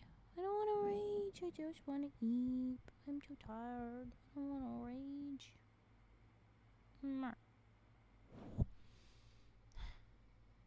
I will hum. I will hum.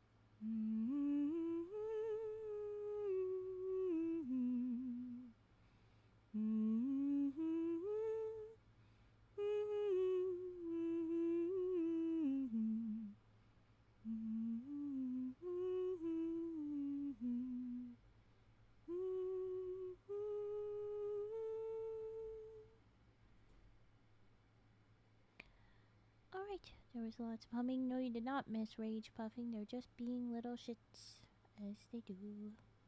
But I am considering not rage puffing.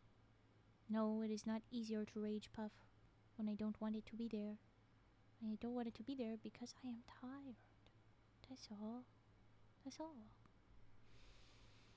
If I am tired, it is not about that it fuels me. It is about I am out of energy. Okay. Here goes rage.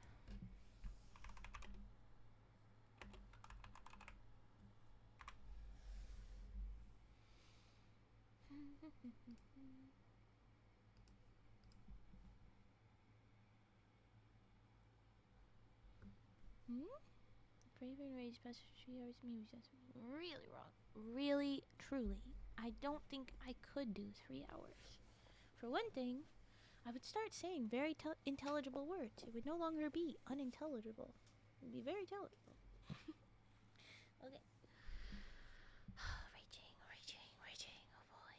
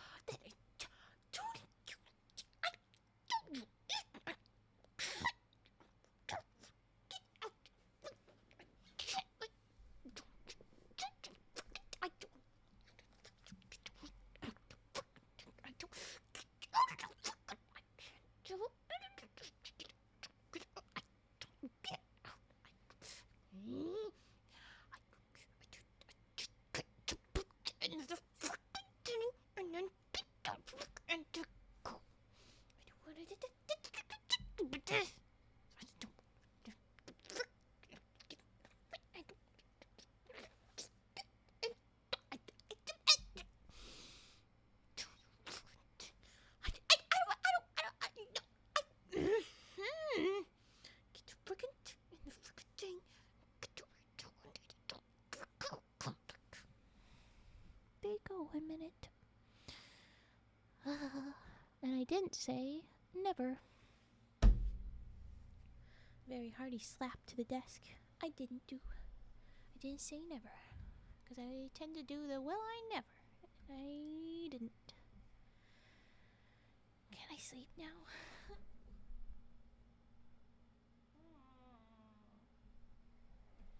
Okay. Yeah. Alright.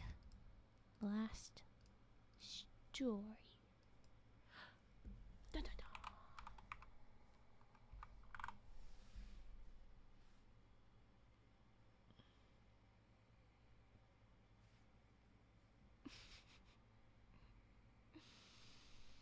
Of course. Maybe EP. But if I can't do it, I should remove it from the thing. Alright. So this one should be interesting. We'll see how this goes. SCP-5031.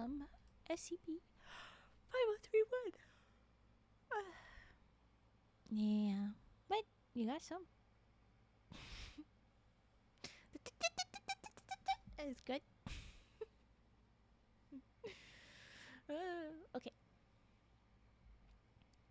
5031. Alright, I gotta write that down. Hold on. What? That's not how you do that. There you go. Ha. It starts with a little yellow paper. A bit funky. It's funky. It says, note, file under review. Ooh. Oh wait, am I still angry? Get rid of that. I'm not angry. Yes, God. Okay, go. Oh, jeez. Alright, note, file under review. This document has been flagged for possible methodological issues. Please be aware that the following information is subject to change and may contain inaccuracies. So don't believe what we're writing, but also read what we're writing. What? Okay. Item number SCP-5031, Object Class Keter. Special Containment Procedures. SCP-5031 is to be contained in an airtight iron cell in Biosite 59. The structure must be infected for imperfections on a bi-weekly basis.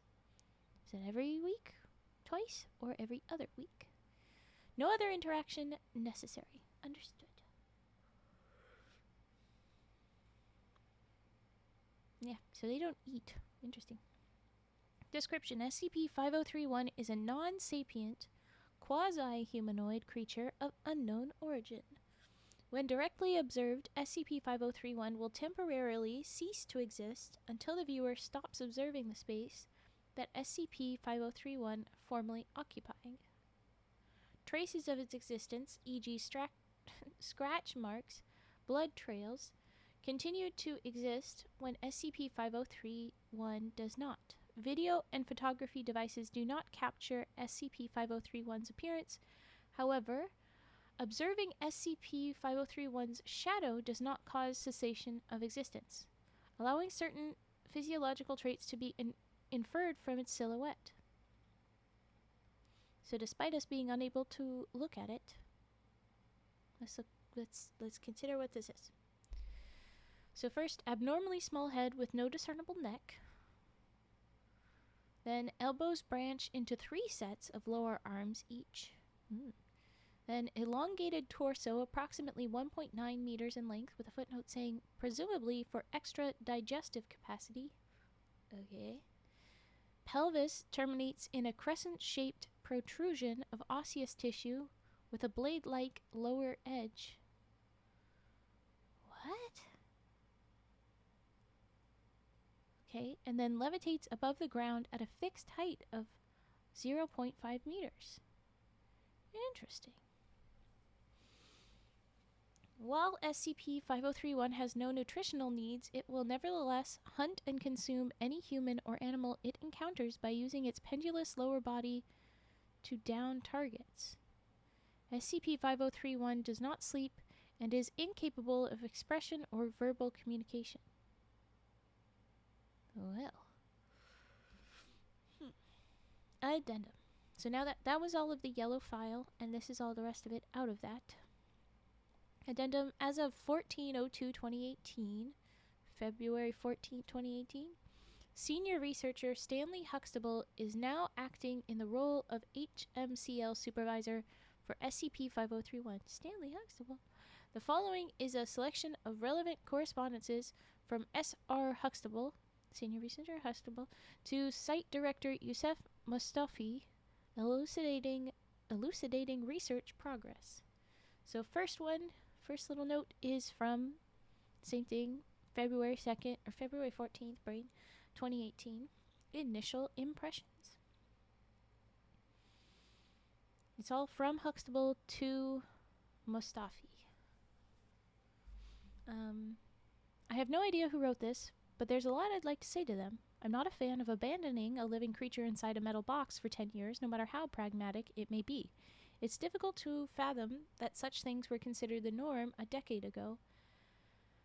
Have you ever heard something scream from behind 10 inches of iron for hours on end? When I do my redraft, remind me to add anomalous resistance to hoarseness somewhere in the description. Oh, poor guy. Could you work your magic and get the boys to retrofit the containment cube with an aperture and security vestibule?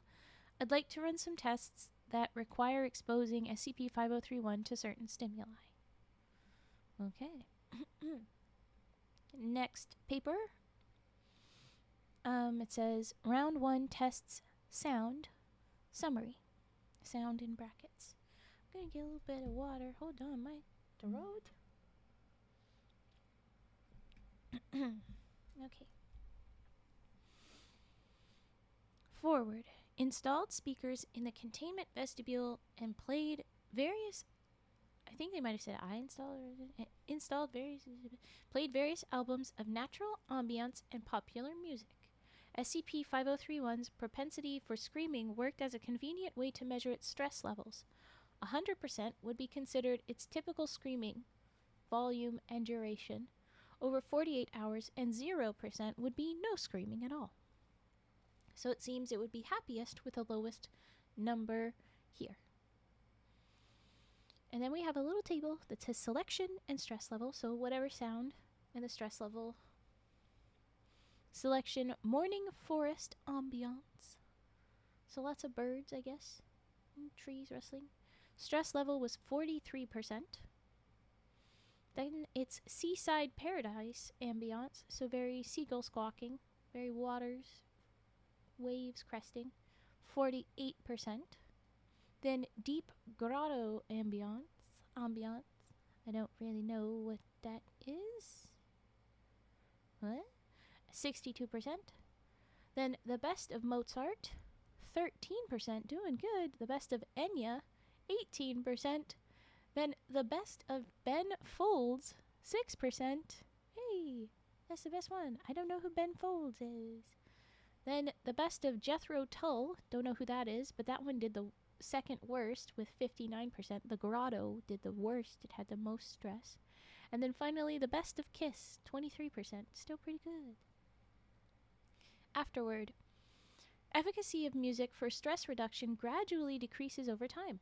I've assembled a playlist of SCP-5031's favorite music to play on shuffle in its enclosure in perpetuity. Stress levels consistently remain in the 15% to 25% range, baseline adjusted accordingly. Alright, we're trying to do some nice things for the buddy. Okay. Next, on 22/03/2018.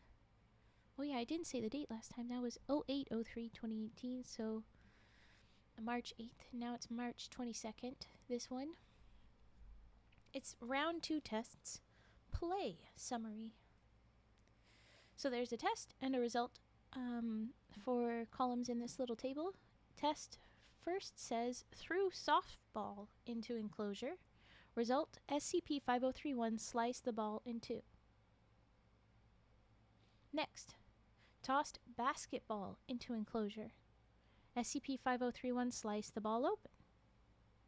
Rolled bowling ball into enclosure. SCP-5031 scratched a couple of grooves into the ball, then rolled the ball around the enclosure with the blunt end of its tail for 20 minutes. Stress levels remained less than 60% after play. Then rolled another bowling ball into enclosure. SCP-5031 used the blunt end of its tail to hit the balls together for a while. Stress levels remained less than 40% after play. Next, bowling ball chipped and would no longer roll properly. It was unplanned, so that was just something that happened. Oh no. Stress levels increased to roughly 115%. Then replacement bowling ball provided. Stress levels fell back to roughly 40%. Finally, tossed basketball into enclosure. This time, I guess after we understand playing and such instead of just projectiles. SCP-5031 picked up and played with ball. Stress levels remained below 20% after play. Afterwards, SCP-5031 began to use its hands to play with the basketball, possibly to avoid accidentally damaging it. Motor skill comparable to that of a toddler. SCP-5031 still prefers bowling ball for quote-unquote kicking because it doesn't have feet, it has a tail, as far as we can see. That's cool. Next, 05/04/2018. Oh, hold on, I need to cough and yawn. Oh no! My throat feels really itchy. Hold on.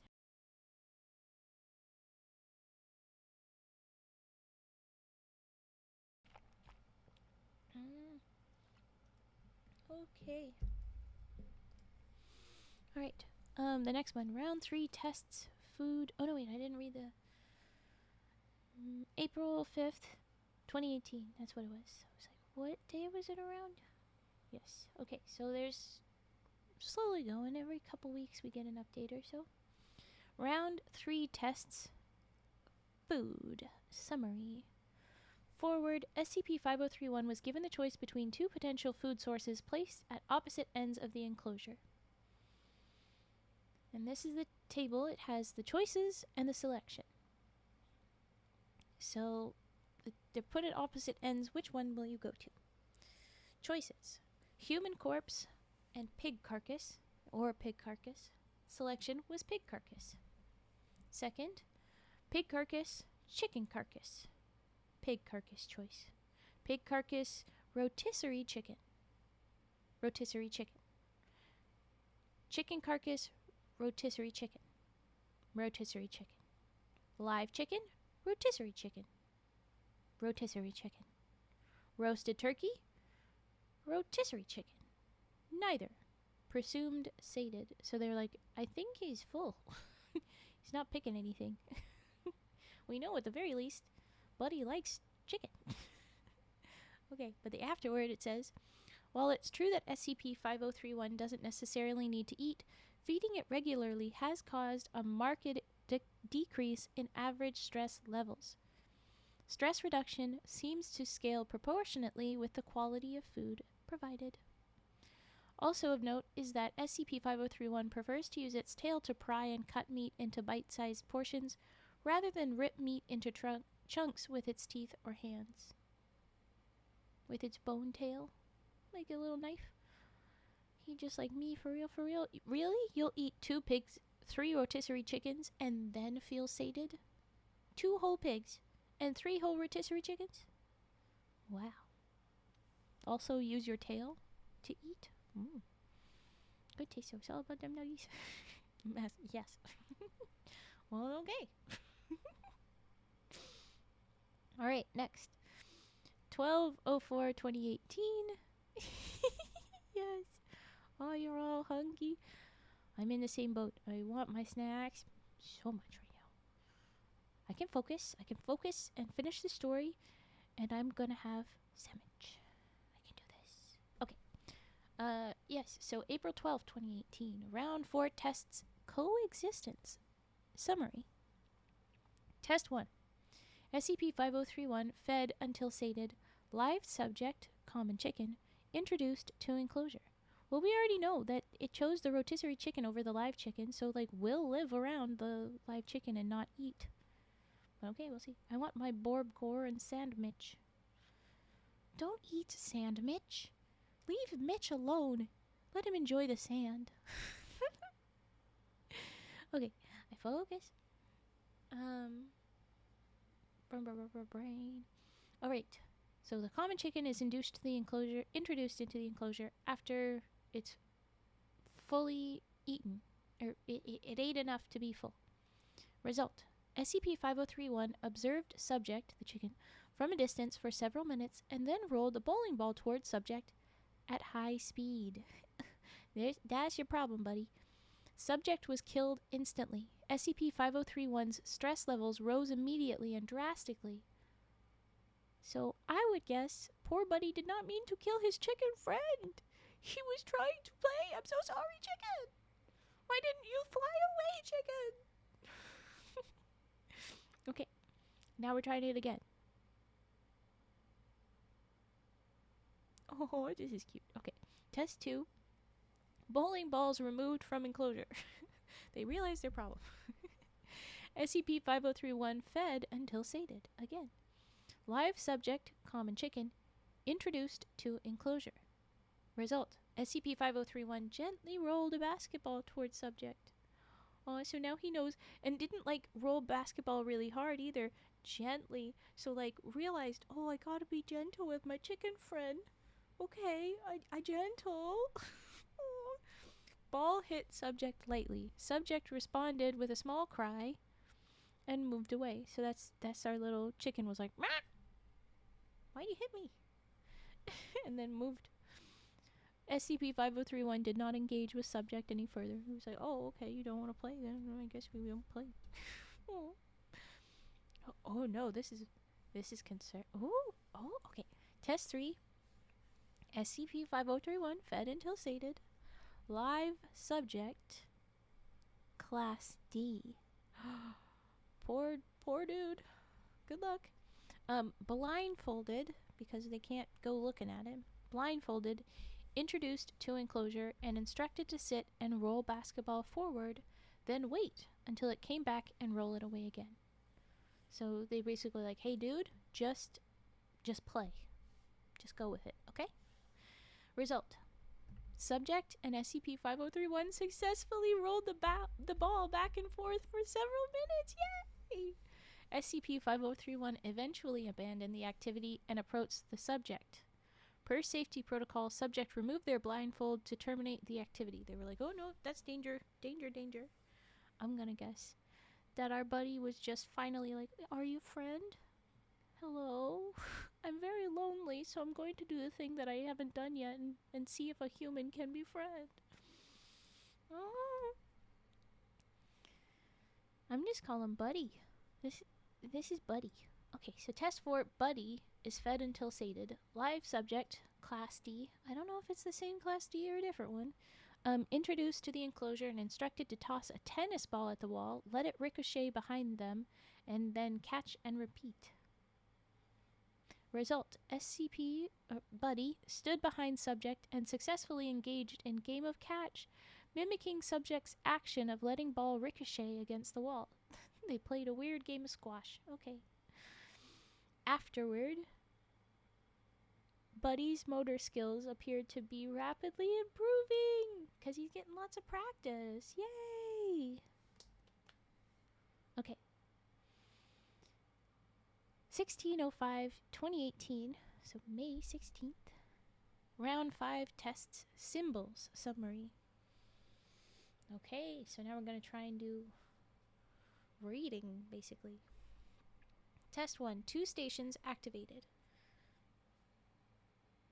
Screen 1 displayed the image of a rock. Its button dispensed rocks. Screen 2 displayed the image of a rotisserie chicken. Its button dispenses pieces of chicken. Result. Buddy poked at the image of a chicken for a few minutes and eventually hit the button. Chicken was dispensed until Buddy was satisfied. Yay! Did we ever try to poke the rock button? No? Okay. Test 2. Screen displays and the materials dispensed were swapped. So they were put in different places. Oh, no, but they have the wrong correspondence. Now, result, SCP Buddy hit the button it had hit the previous day, so the chicken button. No, actually I can't tell if they mean like the image is chicken and dispenses chicken, but the image and chicken button is in a different spot, or the image or outcome has been swapped. I'm going to assume same image, same dispensary, but different location.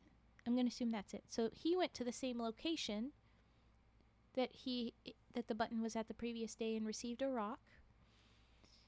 He then went to the other screen and hit the button to dispense chicken. So he was like, oh, wait a minute, and went to the other one.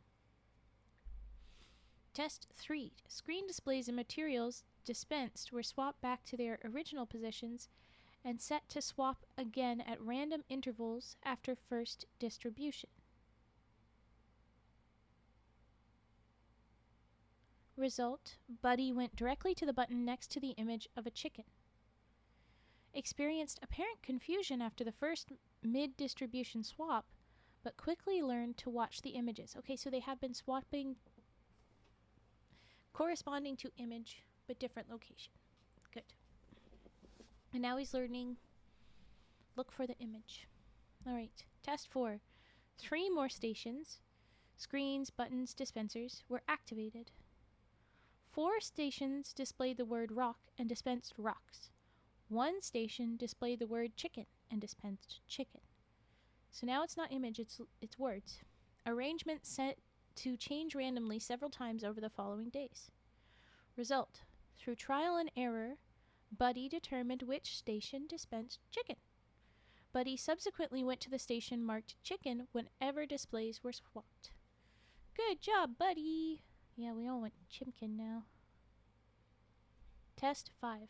All stations deactivated except 1. Screen displayed the word chicken. 7 wood blocks were set in front of the station, each marked with one of the letters in the word chicken. The station's button was set to remain unlit and inactive until the blocks were arranged in the correct order. Result, Buddy expressed apparent frustration, hitting the inactive button repeatedly and striking the wall with its tail. Test 6. Same as previous tests, but screen displayed the word chicken with each letter overlaid on a photo of a wood block. Result, after 12 minutes, Buddy successfully assembled the word chicken. Afterward, it can learn language, Yusuf. So we're really like, dude, we should have been looking after Buddy. What are you doing? Why are we not been good? Okay, so now, a good jump in time, like 3 months later. 29/08/2018, August 29th, 2018, round 6 tests, vocabulary results. So I'm guessing this part took a long time to do, and that's why it's 3 months later. Forward, SCP-5031 Buddy has learned to use letter blocks to form the following words. So we have foods, chicken, turkey, pork, tofu, beef, bread, more salt, more pepper, more cooked. Music, Mozart, Enya, Ben Folds, Forest, Seaside, White Noise, more volume, less volume, silence. And play, basketball, bowling ball, tennis ball, cat, dog, human, Robert, and the footnote says D52125, Stanley, that's us, yay, and alone. Afterward, through its increased vocabulary and human interaction, SCP-5031 has made the following progress. Established food preferences and dish pairings. Woohoo! Learned to sing non-verbally. I don't know what that means. Like just hum? I don't know exactly what they mean. Learned to juggle. 6-handed juggling is something to behold. Wait, did you see it? Oh yeah, I guess they've been watching all of this. Or maybe they've been watching through camera. Is the through camera okay? Yeah, how have they been watching this? I thought you can't look. I assume I missed the part where cameras can watch. Anyway. Then the next one. 05/10/2018. October 5th, 2018. Round 7 tests. Activities. We're doing some more fun. Okay, summary. Here we go. Test 1. Introduced table, paper, and crayons into the enclosure. Live subject. It says D52125, but we now know that that guy's name is Robert. Robert instructed to demonstrate drawing for Buddy. Result, Buddy learned to draw. Discernible subjects depicted in his artworks include Robert, Buddy themselves, a rotisserie chicken, a cat, and myself, aka Stanley Huxtable. Woohoo! Test 2. Introduced piano into the enclosure. Live subject, Robert, instructed to play chopsticks blindfolded. Okay, Robert, you knew how to play chopsticks blindfolded? Good, good. And invite Buddy to play along. Subject had time to practice beforehand. Good for Robert. Okay, they taught him that, all right. Result, Buddy learned chopsticks in 2 days, though it appeared more interested in making its own music. Own original music, complete with vocals. These compositions might be considered crude by human standards. Where's the other sentence that says, but he enjoys it, like something like that? Come on, be nice. Be nice, damn it. Don't make me fight you. Be nice to Buddy. Test 3. Introduced spice rack into the enclosure. Robert instructed to demonstrate seasoning meats. Result, Buddy spent almost 3 straight days experimenting with different combinations of food and spices. Buddy assembled the words more, more, more with letter blocks after running out of garlic powder. He wants his garlic powder. Give me your garlic. Afterward, Buddy only engages with art and music when accompanied by Robert, but it continues to be preoccupied with food preparation even when alone. Okay, so Buddy likes food. He's like okay with the music and the stuff with Robert, but that's more of a group activity to Buddy. But okay, I like it. LaHonk, why you got a bonk mask? What are you doing? Leave him alone. Ugh. The bonking wars continue. Okay. 04/01/2019. We're in the new year. It's January 4th, 2019. They're still doing these tests with Buddy. Oh, I'm realizing now. Oh my goodness. This is the one that somebody referenced earlier. Oh, I'm totally caught up. Anyway, okay, so January, round 8 tests, cooking, results, forward, basic kitchen utensils installed in enclosure. There's a footnote that says, sharp implements withheld per security protocol. Buddy used its tail to cut food. There you go. Don't tuck LeBonk. LeBonk is mean. I gotta agree, Violetta. That is rewarding bad behavior. That wasn't good. But everybody does deserve the cozy, so I don't know. Okay. Live subject, Robert, instructed to demonstrate preparation of various recipes. Imagine you're Robert. Everybody else is dying, but because you're with the one SCP that they are definitely not going to kill, and you're like the buddy, you're the one person that's going to be able to stick around, and that is so cute. Good for you. You're so lucky, Robert. You have no idea. Because the second this ends, you get thrown into another problem. But this guy is saving your life while you're teaching him things. Oh my gosh, this is so cool. Okay. All right. Live subject Robert instructed to demonstrate preparation of various recipes. Recipes learned. Quesadilla, taco, hamburger, fried rice. Are you telling me an SCP fried this rice? That's so cute. Okay, sorry. Mongolian beef, spicy chicken curry, chocolate chip cookies, sponge cake with buttercream, fudge, clam chowder, steak, macaroons, chicken adobo, smoked salmon. I don't even know this one. Profiteroles? You're not just a chef, you're also a baker. Look at you. You're so freaking cool, buddy. And I will point something out soon. Afterward, Buddy has a severe peanut allergy. Oh no.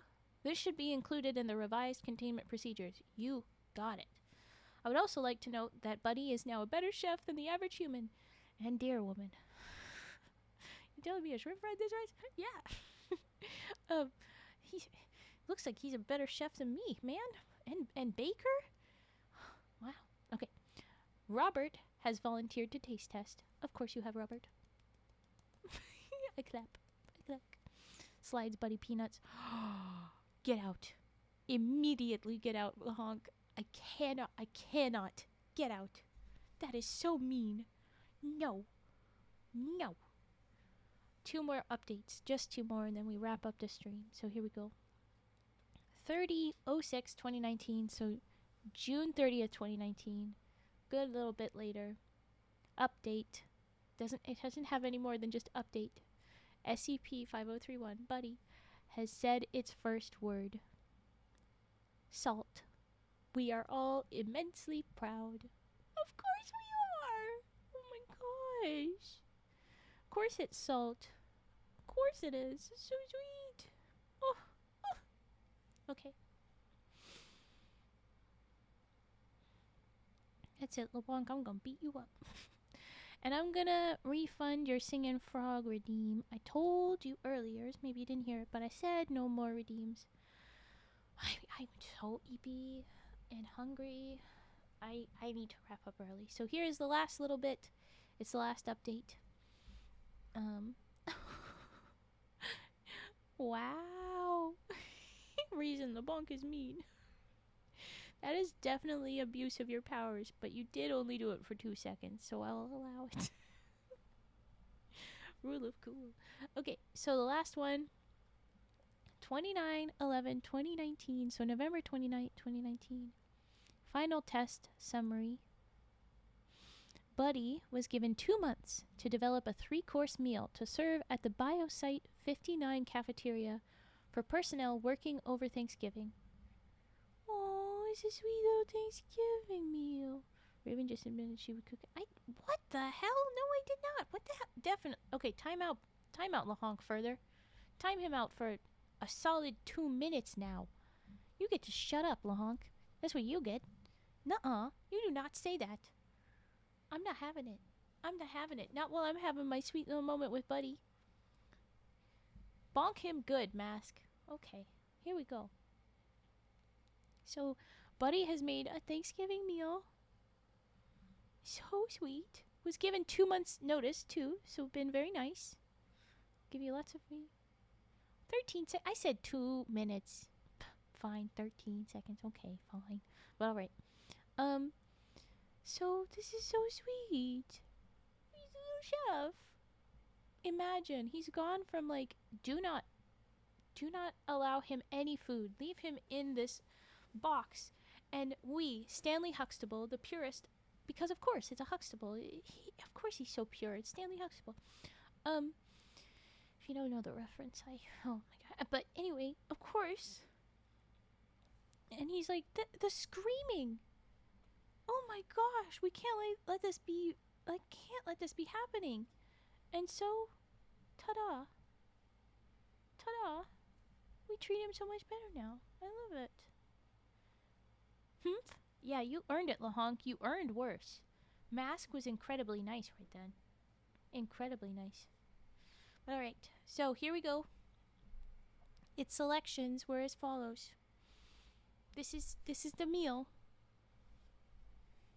This is the meal that Buddy gave for Thanksgiving. First course, sweet potato turmeric miso soup. Ooh, ooh. Yam turmeric miso soup. Ooh. Second course, duck confit with apple cider glaze and cranberry compote topping, paired with butternut squash gnocchi on a bed of kale seasoned with truffle salt. That's so, oh my goodness. And then third course, the dessert, a slice of spiced cassava pie topped with French vanilla ice cream and a maple hazelnut syrup. Can even be around the hazelnuts because of the peanut allergy. I'm nervous about his nut allergies, but he did that. Oh my gosh. And it has the final piece. Buddy also debuted its original composition because he wrote music, piano sonata for 6 hands, in a live performance broadcast from its enclosure. Personnel response was overwhelmingly positive. Buddy's stress levels at 0%. Testing successfully concluded. Revised documentation submitted for approval. Basically, we have found out just how much better we can be with this sweet little buddy. We need to do better. Oh my gosh. Oh my gosh. Oh my gosh. This is so sweet. This is so sweet. And this is the one time I'm like, the foundation's cool. This is the way you need to go about with everybody. Stanley Huxtable, you need to be in charge of this frickin' foundation. Oh my gosh. It's so sweet. I'm putting a big old heart next to it. I'm putting 3 hearts next to that. That's the sweetest frickin' thing. Oh. Thank you, Stanley Huxtable. Thank you, Mr. Huxtable. Okay. But there we go. That's the end. That's the end. My goodness. That was so sweet. Impossible. That was great. Alright. With that, we are going to start wrapping up. And I'm going to go eat and eep. But I'll be back tomorrow. And I would be back the next day too. But I'm not totally sure. I might actually and I might not.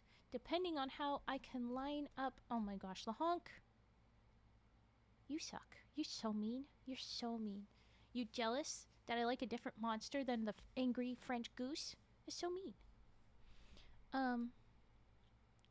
But anyway, my plan, what I was saying, was that I might be able to do something on Halloween itself. So I'd like to do that. But it also might work out that I do stream on the 29th instead if I know that I can't do the Halloween day stream.